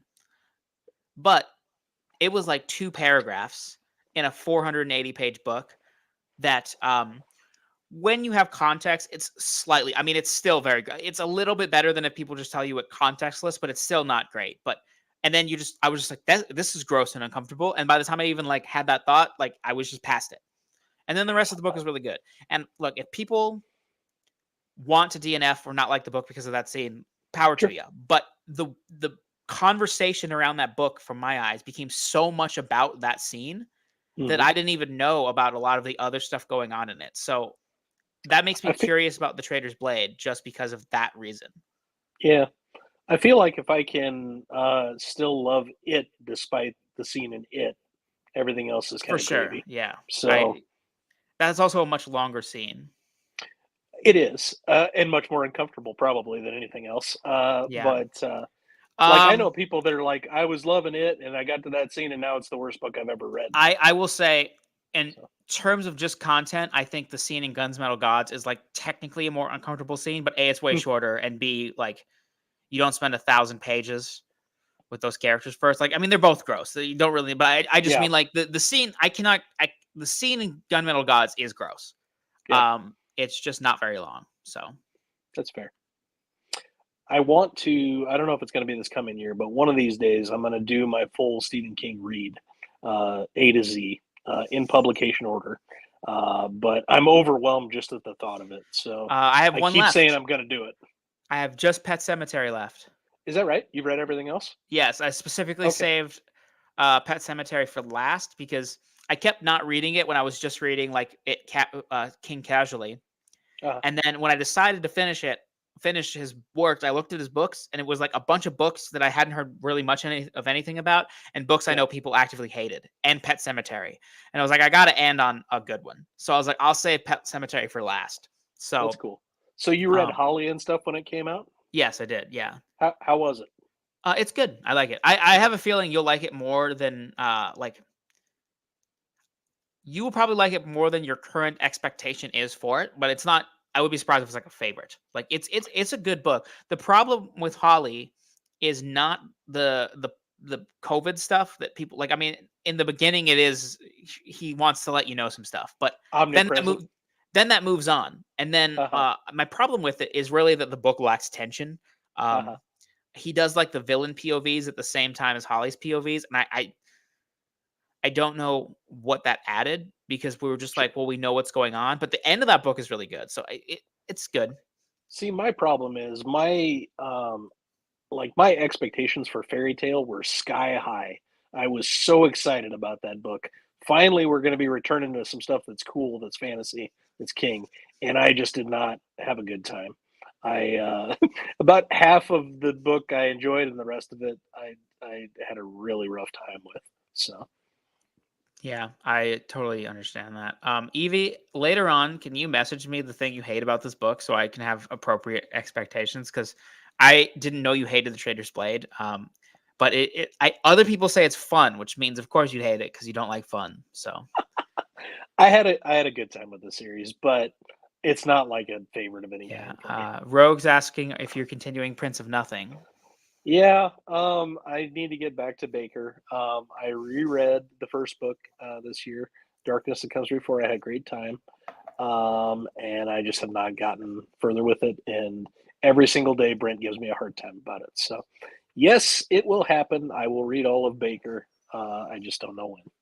I'm supposed to, so I did the 12 books by 12 booktubers thing this year, and Uh-huh. I made a lot of mistakes in that, which is that I prioritized the easy ones. Uh-huh. And then, so a lot of people, I read a lot of books in a year. Who knew? And a lot of people were suggesting, like, they're like, this one or this one. And I was like, I like you. I'll do both. So it ended up, for most people, they ended up recommending 2 books.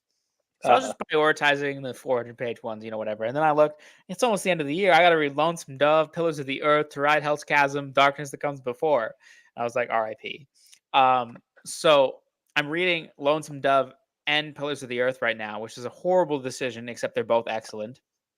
Yeah, but it's not really the kind of books you want to stack on top of each other. Yeah, they're dense. But at least Yeah. I can't do the audiobook for Lonesome Dove. That's the worst audiobook in existence. I started it and I felt the same. I wasn't enjoying the audiobook, but Literally, I actually mean the worst audiobook I've ever heard. Like, production-wise quality, the pits. He reads the opposite of a sentence at one point. He I don't remember what the sentence was, but it was like, he's like, "Do you like sheep?" Like, that's not what the sentence was. And then the other guy was like, "I don't not love sheep." Is like what it said. And then, but the text said, like, "I don't love sheep." I'm like, that's literally the opposite of what this sentence means. How could you mess that up? yeah. So I don't know. Anyway, I have to read Lonesome Dove physically. And all of this is to say that I still have to read The Darkness That Comes Before, but I have the audiobook. So I think that might be like my last read of the year, just on audio. The audiobook for those are okay. I wouldn't say it's anything special, but I thought it was fine. Next year, I'm really excited to not have commitments. I overcommitted myself this year, Mhm. and I did not like it. I don't know if it's better for me to have them or not because I don't really have any right now, and I'm not reading as much as I should. So, You did bail on one of our reads this year. I don't know if you remember. which one was it? Well, actually there was 2. Now that I'm Multiple thinking ones, about I'm it. sure. Which one was One it? was the Giles Christian God of Oh, yeah, Vengeance yeah. series we were going to Uh-huh. read, which I Yeah. forgot about till right now too. So Okay. fair on that one. But we were also going to read the Carthage book from David Anthony Durham. Uh-huh. So I guess I'm we're enemies now. yeah, I'm sorry, Kyle. That's okay. I forgive you. Those kind of historical books I have to be in the right mood for, I think. And Yeah, I that's don't fair. know I if actually, I am or I really didn't. I tried to read his Spartacus book earlier this not. year, and I Uh-huh. DNF'd it, and like it was a pretty hard DNF. Like, I don't know that I would return to it because it was very overwritten. Mhm. And like I was like 12 chapters into it, and like, I mean, they were still plotting the like Spartacus stuff. I was, it just like the book starts the night before Spartacus decides to like Uh-huh. throw a revolution. And Uh-huh. then I'm like 12 chapters into it, and it's like the next morning. And I was like, guys, what's happening? Get So to it. I don't know. Get to it. But yeah, I love historical fiction. But yeah, I used to read it a lot, and it would be a lot of like adventure stuff, like war stories, like Sure. Saxon stories, Bernard Mhm. Cornwell, I read that Conigalden. this year too. I enjoyed that quite a lot. Yeah, that's an excellent trilogy. Yeah. You haven't read the Saxon stories though. You read I read Warlord. Warlord Chronicles this year. Yeah, he named them very similarly. Yeah. Yeah, Warlord Chronicles. Which is the only Cornwell I've read so far. I'd like to get to Sharp and I'd like to get to the Saxon stories, but not sure when that'll happen. This is very funny, Evie.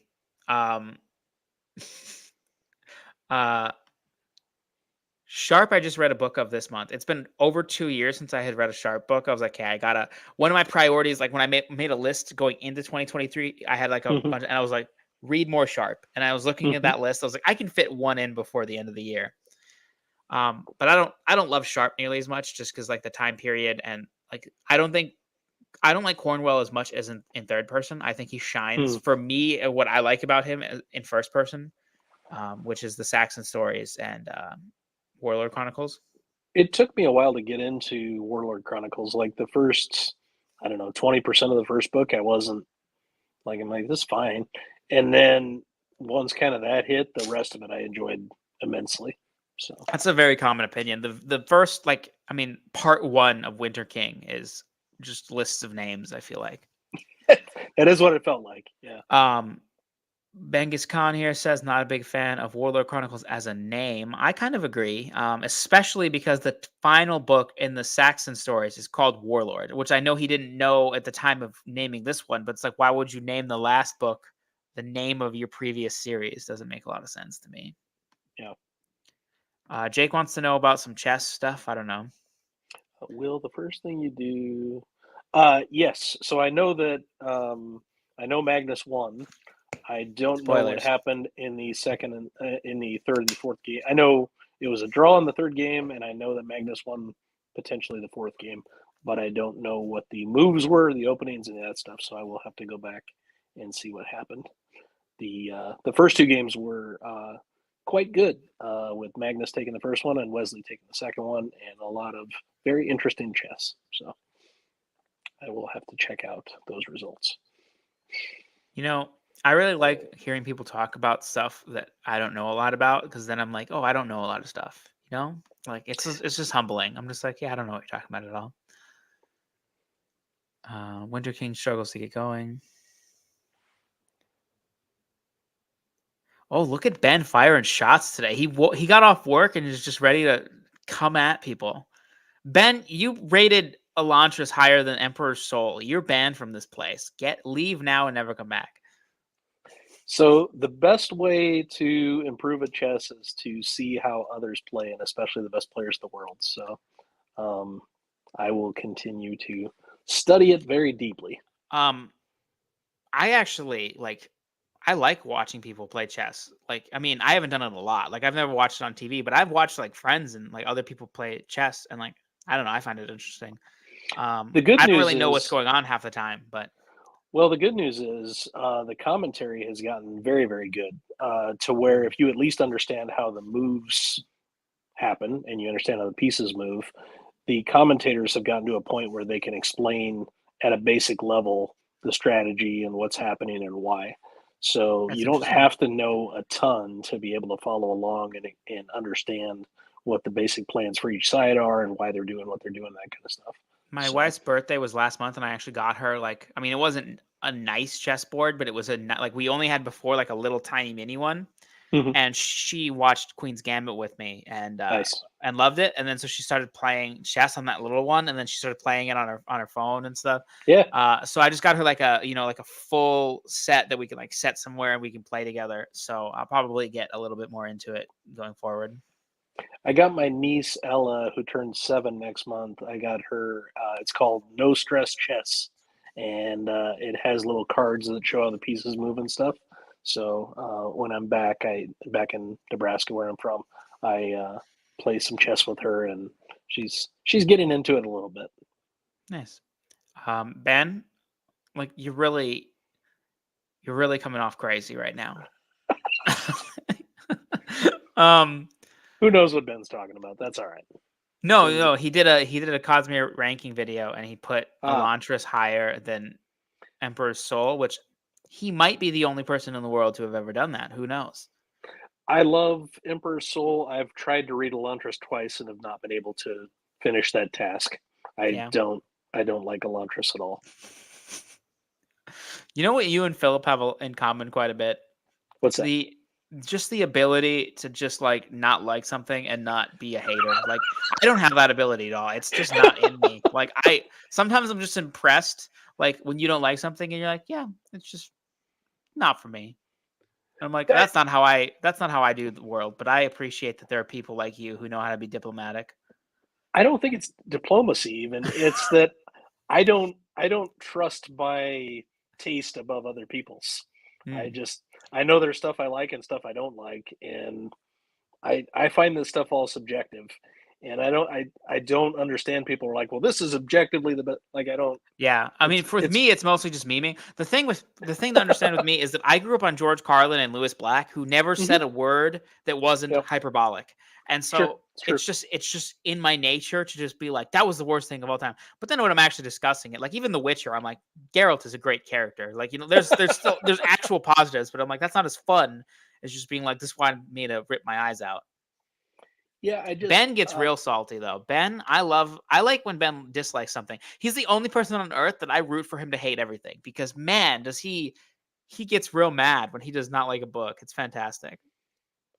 yeah, I think the last thing that I was actively upset about in terms of a book was a nonfiction book versus a fiction book, and even actively upset might not be right, but What book was there was it?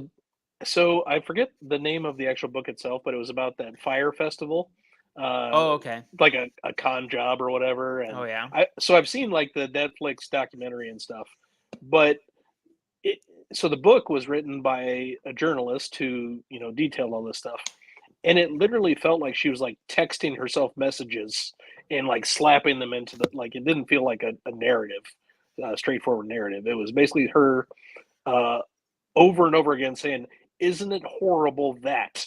And then string of text. "Isn't this person terrible because?" String of text. Like that was the book in a nutshell. That sounds And terrible. I didn't have a good time. I thought the documentary was quite good, and she came off as a reasoned, educated person in the documentary. But she could have used an editor, I think. Did you read Adam Grant's new book? I don't. I didn't know he came out with a new. I've only read like 2 or 3 of his books. Oh, What's for his some new reason, one about? it's Hidden Potential. Oh, okay. For some reason, I I thought he probably was like like, it. is it Malcolm Gladwell that is your favorite? Okay, I was mixing it up. I thought that Adam Grant was your favorite nonfiction author. Hidden Potential was really good. I liked it. Like it's about like the ways in which people can see what their potential. I don't know. Like when I say it, it's going to sound lame, but like Adam Grant is really smart, and so I like his He's books. good. Yeah. I've enjoyed the books I've read, but I've only read like 2 or 3 of his books thus far. Well, Laura, you will be happy to know that some people in this chat like Edge Dancer more than Emperor's Soul. And by some people, I don't mean Scott. I mean books with Genghis Khan, who's an insane person. I thought Edge Dancer was fine. I didn't hate it. I definitely did not love it. Laura has been messaging me for like a month, 6 weeks now. I don't know about being mad that she has to read Edge Dancer. I'm like, you don't have to. Like, there is some context, but like it's fine. I'm like, on the plus side, you already read the interludes. That's like 40% of it. And she's like, I thought this was gonna be like 30 pages. It's like 100. And I was like, yeah. And so congratulations on finishing that. Because now you're done. And you know what? Dawnshard is much better. I like Dawnshard a lot. I thought Dawnshard was quite a good novella. I enjoyed that. I'm really excited for the next novella, which is the Horn Eater one. Oh, is that what it is? I see. I'm so far out of the loop. When It's is not it out coming yet. out? It's not even written. I just know that's the one he's going to do next. Yeah, I am excited for Stormlight book 5. We'll see when it comes. Which I know he has a name for, and I don't remember the name for it. It's bad. It was her burden. I remember hearing the name, and I'm like, that can't be the name, can it? Like this is. Well, he shortened it finally. So I actually think thematically it's a good name. It's just a bad name for a book. The original title is The Knights of Wind and Truth, which No. I understand why he wants that to be the title because of what's going to be happening in the 5th book. I actually think it's an excellent title just based on that. Unfortunately, words have sounds, and that sounds terrible. So I don't like it. So then he's now shortened it to Wind and Truth, which I do think is a little better. It is a little bit better. I don't think it's great. Like I would like a different name, but yeah. Like Words of Radiance, I think is just one of the coolest names ever. I love that title. I don't even know why I like it. Yeah, Words of Radiance is an excellent title. I also really like Oathbringer as a title. Rhythm of War is great. Wave Kings. Like all of the other titles are so really good. And then we get Wind and Truth. It's just such a pitter patter of a name. So I was excited. My uncle, who hadn't really read fantasy for years, like he obviously read Lord of the Rings and stuff, and he hadn't read fantasy for years. He started watching my channel, and he went through the entire Realm of the Elderlings and loved it. And when I was back for Thanksgiving, he was working on book 3, I think, of Stormlight Archive. So he's slowly making his way through important series to me, which I thought was very cool. So that's awesome. Excited about that. I have read Spare by Prince Harry, and it was very mid. I have zero interest in the royal family. It does absolutely nothing for me. I have this curse where I like to know what people are talking about. And sometimes my desire to not care about it at all is higher than knowing what they're talking about. But like Spare was just such a big book that I was like, I'm interested. And also like the Harry and Meghan stuff, like that dominated the culture for a while. So I'm like, I just want to kind of be in the know about what the hell's going on. I don't think the book's terrible. I don't think it's great. Like Harry is really, really obsessed with his penis in an unhealthy way. And he's just kind of a Okay. weird dude overall. But some of the stuff was very interesting. How can you not be a weird person growing up in that type of For environment? sure, and I think that's part of the takeaway. And also, just like as a psych student, I find the royal family interesting for that reason. Like, I don't care about any of them, but um, the way I find a lot of things interesting about them in just like a different way than a lot of people, which is that the way the public's relationship with them, I find super fascinating. How it evolves and changes, and just Mhm. also like how they're all nutcases. I just like it's a very stifling way to live, and it Yeah. results in these people that, I mean, they're all weird. Like, they all say and do weird things to me. When So you spend your entire life with everyone telling you how amazing you are and doing your every whim, and money yeah, is no object, and you have every resource to hand with no problem, of course you're going to be a strange person. Like, there's no how do you have normalcy from something like that? I just don't. I don't think it's yeah, possible. it's very fascinating. And if they were allowed, so I didn't love the book by Harry, and I also think that Harry's a bit of a weirdo, but he will Hmm. always have my respect Yeah, for knowing that he needed to get out of that and talking about why he thinks that it's a stifling environment and how he disagreed. Like, that is a very, very hard thing for anybody to do, regardless of, I know a lot of people like to throw stones at the guy, and like, that's just very difficult. He had to leave his whole family, leave his money and all that stuff. And I feel that's like I difficult. wouldn't. I would just. I've got everything I need. I'm not leaving. Like, that's what I would probably do. Yeah. Take the path of least Um, resistance. I did read Britney Spears' memoir. I read it in one day, and it was not because I was interested. I genuinely wanted to read it, because what Britney Spears went through was horrendous. And I like that book. Yeah, Like, it's poorly written. Like, she needed a better ghostwriter, but the story itself is just heartbreaking. Like, it made me very angry. It's a terrible thing that happened to her. Her dad is evil. I'm sure. I like memoirs, but I don't get to them very often. About the only ones I want to get to are Matthew Perry's, and Excellent. Love that I one. wanted to read that before he died. I just have always loved Matthew Perry. I think he's a genius. Was a genius. And I saw Geddy Lee just put out a memoir, and I'm a huge Rush fan, so I'd like to read that as well. I also have that on my list. I really like memoirs. The thing is there's a lot of oh, I don't know who this is. Laura, do you want to tell me more about whose memoir this is? I've never heard of it. Um, I really love memoirs. I've probably, if you were to just list the amount of books I I've know read, like in you're genre, super I've into read so memoirs. many. Yeah, But the thing is, there's a lot of trash ones or just fine ones. But when you find a really, really good one, hmm, uh, it's just really excellent. And then also, I think even the bad ones teach you things. Like, yeah, the bad ones, like, it's not like I need to know a lot about Retta's life. Like, I'm not super interested in the ninth build star of Parks and Recreation, but overall, in the aggregate, reading a lot of memoirs, I find a lot of value in learning about different ways people have experienced life. I'm really interested in sure. TV and movies and music, so I like reading memoirs just in that field in general. And Hmm. it just really helps deepen my understanding of how people work. But then sometimes you're just reading a book and you're like, man, I don't give a crap about this person. Um, but yeah, Matthew Perry's is really good. I highly recommend it. This sounds interesting. I will look up her book after this because I don't know enough about Israel, unfortunately. Um, Now I'm just reading about this stuff here. It deals with the immigration back to Israel following the war, the British involvement, wars breaking out, and the politics. Nice. Sounds all Um, right. do you read any? I know a lot of people here aren't that interested in nonfiction, but it's what we're on right now. So, do you read any like psych fiction? Like, have you ever read? Like, I know you love Malcolm Gladwell. That's what I'm asking. But Hmm. Factfulness or any Steven Pinker or anything like that. Haven't gotten to it. If you say it is worth doing, I'll have to get to it on my list at some point. Factfulness is my favorite. Well, Factfulness and the Righteous Mind by Jonathan Haidt, and Okay. Factfulness is by a man named Hans Rosling. Those are my Okay. two favorite nonfiction books of all time. I've read both of them twice. Factfulness, I actually think they work really well together. Like, they paint a better picture of people together. Hmm. Factfulness is about how the way the media represents information is skewered, and so Sure. he he recommends a perspective based on like what the facts and how things work, and it's just an excellent book. I highly recommend it. It was Bill Gates' favorite book the year that it was released, and he actually like gifted a copy to every college graduate in the U.S. that year, which I thought was crazy.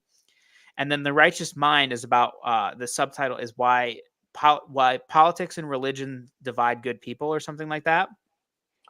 And Definitely they do. it's super fascinating, and really just changed my outlook on people, because it's how people have different value systems, and how those value systems being positively or negatively distributed affect how people view things and how they find something important. And it's just excellent read. So those would be my 2 recommendations.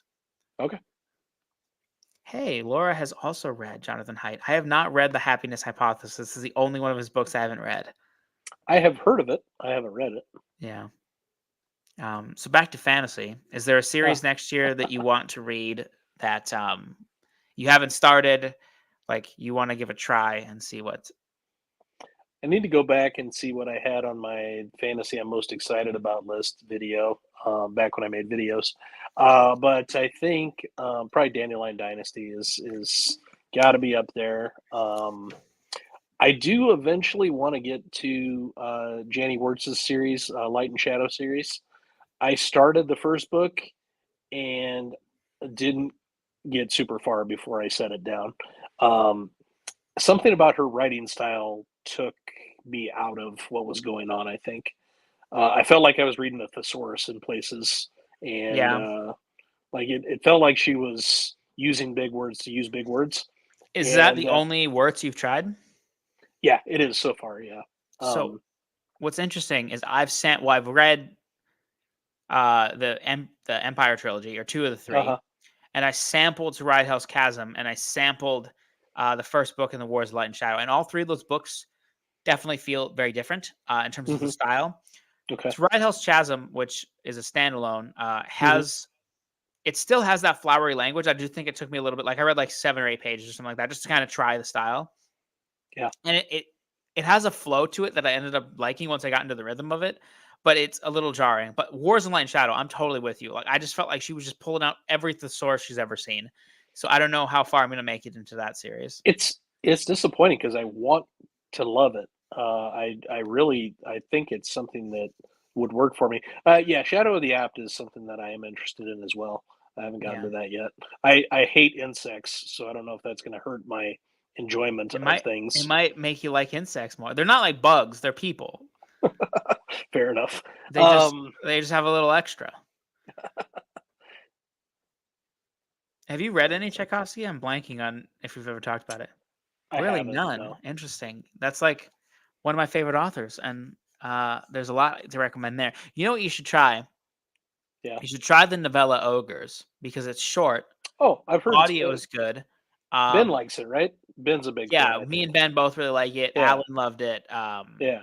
Lots of people, like Theo from Rekindled Reader, really liked it. I think that novella is excellent. And it's in second person, and I think it's the best use of second person I've seen. 5th season, maybe. I was on board, and then you said second person, and now I'm off it. I know, but you have to know ahead of it. But listen, like it is good. It like the second person is well done, and I don't like second person. Okay, just give it a shot. Trust me, Scott. Trust me. Okay. But the good thing about it is if you don't like Ogres, none of his other books feel like that. So you could still try him again without it being a detriment to his overall reading experience. Yeah. No, I'd like to get to. I haven't actively avoided his stuff. I just haven't gotten to it yet. I own a lot of his stuff. I just haven't gotten to it yet. Yeah, second person's tough.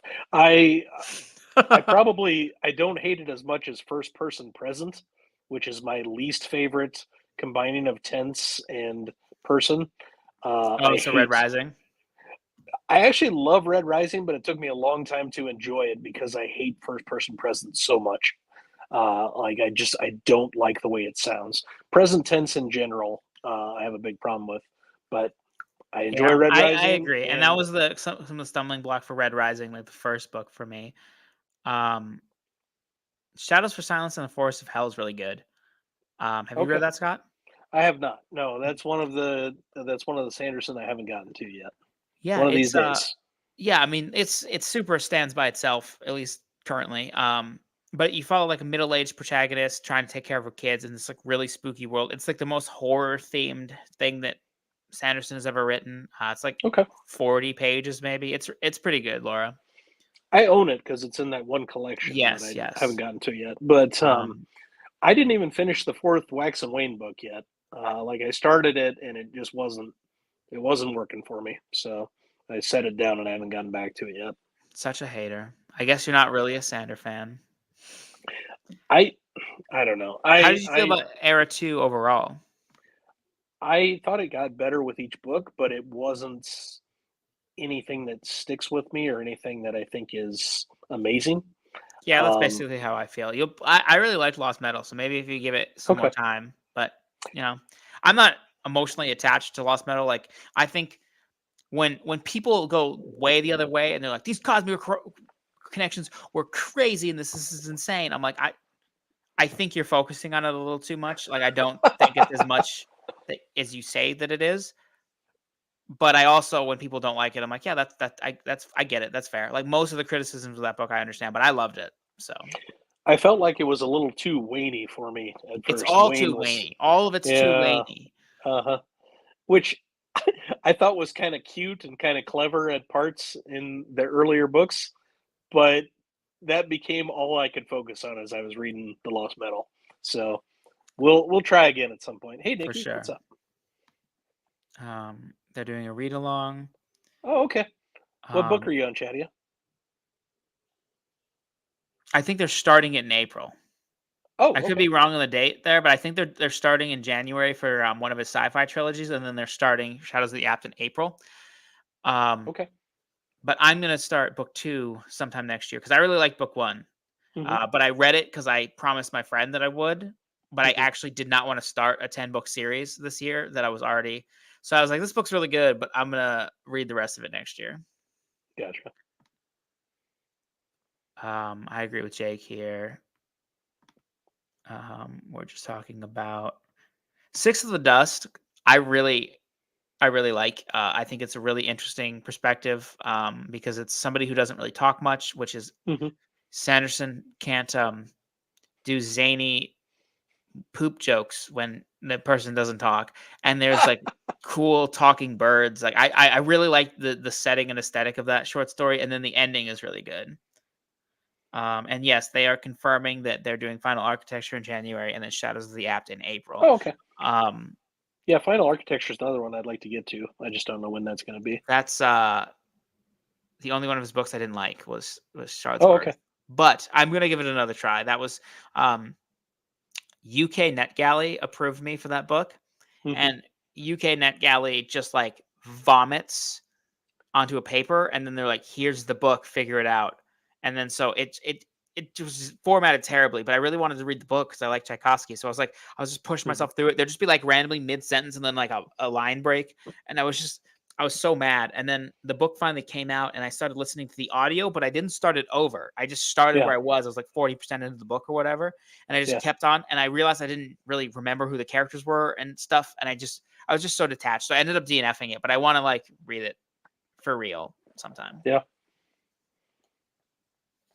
Um, you don't do you read a lot of sci-fi? I feel like I always associate you with fantasy, but I guess you love Dune and you love Gene Wolfe, so maybe you're a secret sci-fi guy. I mean, not much, unless you want to consider Sun Eater Oh yeah, sci-fi. of course, Sun Eater, yeah, Red Um, Rising, all of the fantasy in space. I do love Red Rising. I thought Lightbringer was brilliant. I forgot to mention that earlier. That's definitely going to be one of my top books of the year. Yeah, yeah, absolutely, Um, same. I like Dark Age more. I think that's still my favorite in the series. And You I'm a twisted man. weirdo. You you like pain So and misery. it's funny. I was back. Funny to me. I was back for Thanksgiving, and my cousin, who's my age, she said she was watching one of my videos, and she started Red Rising, and she's like, it was too dark for me." And I said, "Well, Megan, if you think that the first book is too dark, it was a good to bail when you did because it doesn't get any lighter. It just continues to get darker and darker." I will So say, uh, the books do get way darker. Like I agree with you, but one of the darkest things in that series is very, very early on. Like conceptually, it's very dark, even if the narrative doesn't treat it. Which is that this is the first like 10 pages of lore. People have to like pull their own loved one's legs down when they hang them so that they remember it better. And I was like, Pierce, No you're doubt. cooking with gas. Holy crap. So that's you're frontlined into the horror there, but I agree. If that was too much, No, that's you fair. should definitely stop. So I first read Red Rising years ago, and the first time I read the book, I was like, this ain't really my thing. And I think part of it was the present tense stuff, but part of it just was I didn't dislike it. I just wasn't that into it. And then after the pandemic started in around 2020 or 2021, I blitzed through the rest of the stuff that was out, and I just have been a huge fan ever since. And I think his writing just continues to improve. I can't wait to do a reread. Lightbringer really made me want to do a reread. Yeah, I reread leading up to Lightbringer, and it was definitely worth it. So yeah. Nikki's talking about NetGalley UK. I got approved for Alien Clay, and you know what? The formatting is terrible again. Sometimes, like, here's a crazy. I'm just calling out this whole company because I think it's ludicrous that they do this. So I got Trials of Empire, the third Richard Swan book, which comes out in February, the beginning of February, and it is mid-December. I got that, the US version, and it's formatted properly because this book is about to come out soon. So they they have a book and they just gave it to me. But the UK version, the UK delayed how long it took to approve me, so then they approved me, so I have that book too. This book comes out in 2 months and it's not formatted. It's just walls of text. Like, I know you guys have the full book. Like, I know you have it. Like, it cannot be in the shape that it's in right now. Why are you doing this to people? And some people only have access to that one, and they're really excited to read the conclusion of this trilogy and share their thoughts with people. And they have to read it in some dirtbag shit box of a way. And I'm like, just format it correctly. So sometimes I get really mad at NetGalley UK, and I will just like do like I'm not reviewing this, and if it says why, I'm like, because it's formatted like a piece of shit, and that's all I said. And they still approve me for books, so they are not mad at me for doing that. And I'm just like, why are you doing this? All is to say, I really want to read Alien Clay, but I don't know if I want to suffer that formatting. That Swan series I need to get back to. I like the first book. I haven't read the second book yet and gotten to the third. I have read the first couple books in the Expanse and haven't continued. I liked it a lot and want to get to all of it. I just haven't made that a priority yet. Nice. Yeah, I'm excited to try the Expanse now that I'm caught up on Sun Eater and Red Rising. I liked what I saw of the show as well. I don't remember how far I got in, but I enjoyed it. I watched the first episode and the lighting bothered me so much that I just stopped it, but I'm gonna power through at some point. See, Rogue, I love Morningstar, but it has a lot to do with I love the Obsidians, and they have a very prominent. I love the Obsidians too. Yeah. Oh, that scene! You know what scene? Oh, yeah. Excellent scene. Rogue. So, can you clarify? Did you like Morningstar the first time, and then you reread, and then you decided you didn't like it, and then you didn't want to continue on, or like did you not like it the first time, and you decided to give it another try, and you solidified that you didn't like it? Which either way is fine, but yeah, interested to see. Yeah, Nikki, I agree. That's why I didn't say no to the Alien Clay arc, because I do want to read it. But sometimes I request something and I change my mind because it's poorly formatted. So, it is what it is. I don't understand, but it is free books. I think that's their like thought process. It's like they're doing this for free. I'm like, but I want a good reading experience. I don't want trash. Well, and it only makes sense that they would provide one, because what the idea is to build up hype and to build up excitement for the book. So it doesn't make any sense to do it second rate. Sometimes it's far enough out that I understand. Like I got approved for the Silverblood Promise, which is coming out next year. And Patrick's already reviewed it. He gave it a really good review. I think it's coming out late April or early May. And I've had the arc for like 3 weeks.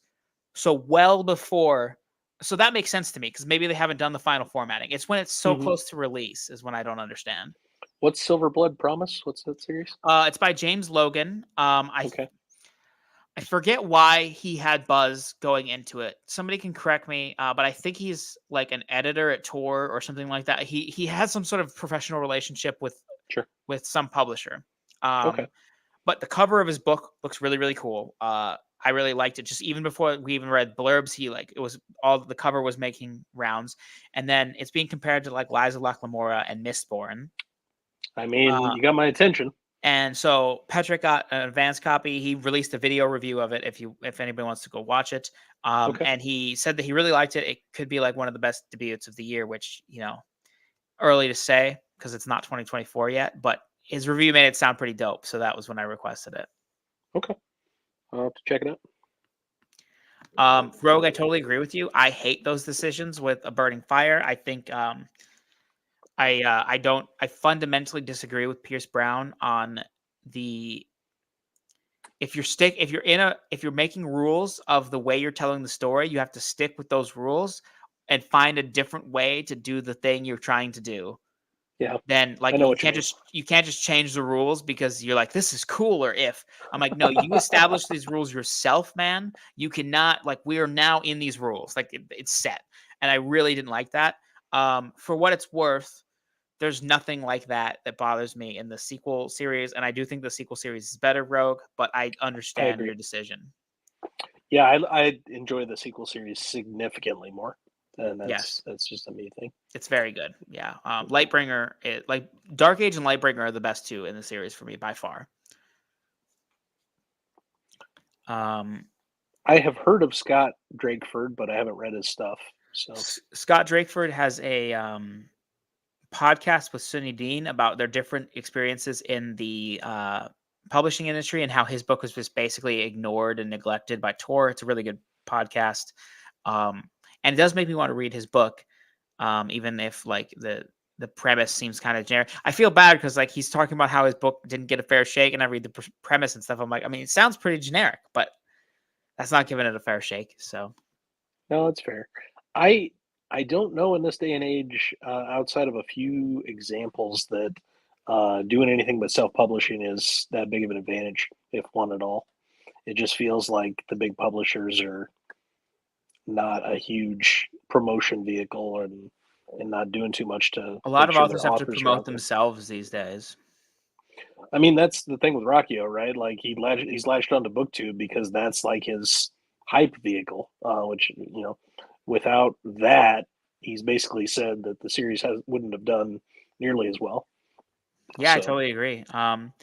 Nikki's reading Silverblood now. I like it so far. I think they're full of shit with the comparisons. These authors are known for strong, distinct voices. I think Petra kind of said that too. Is like he just mostly compared like I think the aesthetic and vibe of the book, but like yeah, I mean nothing's gonna sound like Fair Scott enough. Lynch. He's Scott Lynch, like so. I wouldn't go into it with those kind of expectations.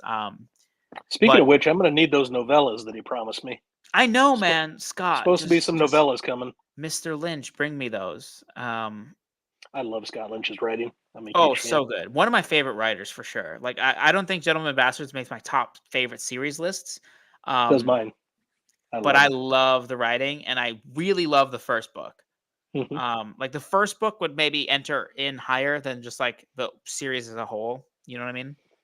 I think I probably Red Seas Under Red Skies is one of my favorite fantasy novels. I like it at least as much as the first book, if not a little bit more. It's a very good book. I even on reread, I might agree with you, but that first book, I think I had never read anything like it, which I think was really impactful at the time. Yeah. I totally agree with you, Ben, 100% there. And Rogue doesn't trust Brown, which okay, I get you, man. It's fine. I understand. It made me mad too. Yeah, I get you there, Nikki. Black Tongue Thief had a lot of cheek, too much cheek, not enough substance, but that's there.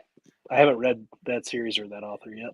I think you would like the Black Tongue Thief. I know people sometimes take offense when I shit on something and then immediately say that they would like it, but I'm better at recognizing what somebody else would like. I think you would really like the Black Tongue Thief. The world building is excellent. The character voice is really strong. He's pretty humorous. I didn't find the humor funny, but if you do, then it'll work with you. But what he's really good at is goblins. Okay. The best goblins in all of fantasy that I've ever read. Like really, really horrifying depiction of goblins that made me very scared. And like I'm like, these are creepy, scary figures. Which is the main reason why I will try the prequel that's coming out because it's dealing with the Goblin Wars. That's like it was talking about in the first book. So okay. Yeah. So we're at 2 hours here, and I Yeah. need to get going to work in like 25 minutes here. So Well, it thanks for was having me, man. This has been a pleasure. Let's do it yeah, again absolutely. sometime. It's good to talk to you long form instead of just popping in on. I honestly thought we were going to talk about A Song of Ice and Fire more, but there's always so much to we, talk about. I mean, if we would have got started on that, that would have been the whole conversation. So Yeah, for sure. But yeah, Scott, like I've said before, I think you're awesome. You have, thanks, man. Lord of Emperor's mistakes notwithstanding, you have like the most similar taste to me in our corner, most likely. Jake might true. rise above a little bit now that he likes Lord of Emperors more than you. But yeah, you're just such a pleasure to talk to. And if anybody was watching this and has not subbed to Scott, he said he will make videos in 2024. So maybe even subscribe some to this year him. yet. We'll see. He's We'll see gonna how it make goes. them. Scott's the best. And chat, you guys were awesome tonight. Today, I'm usually doing this at night, I guess. Thanks for coming, everybody, and we'll see you next Yeah. time. Bye, Thanks, everybody. everybody. Later.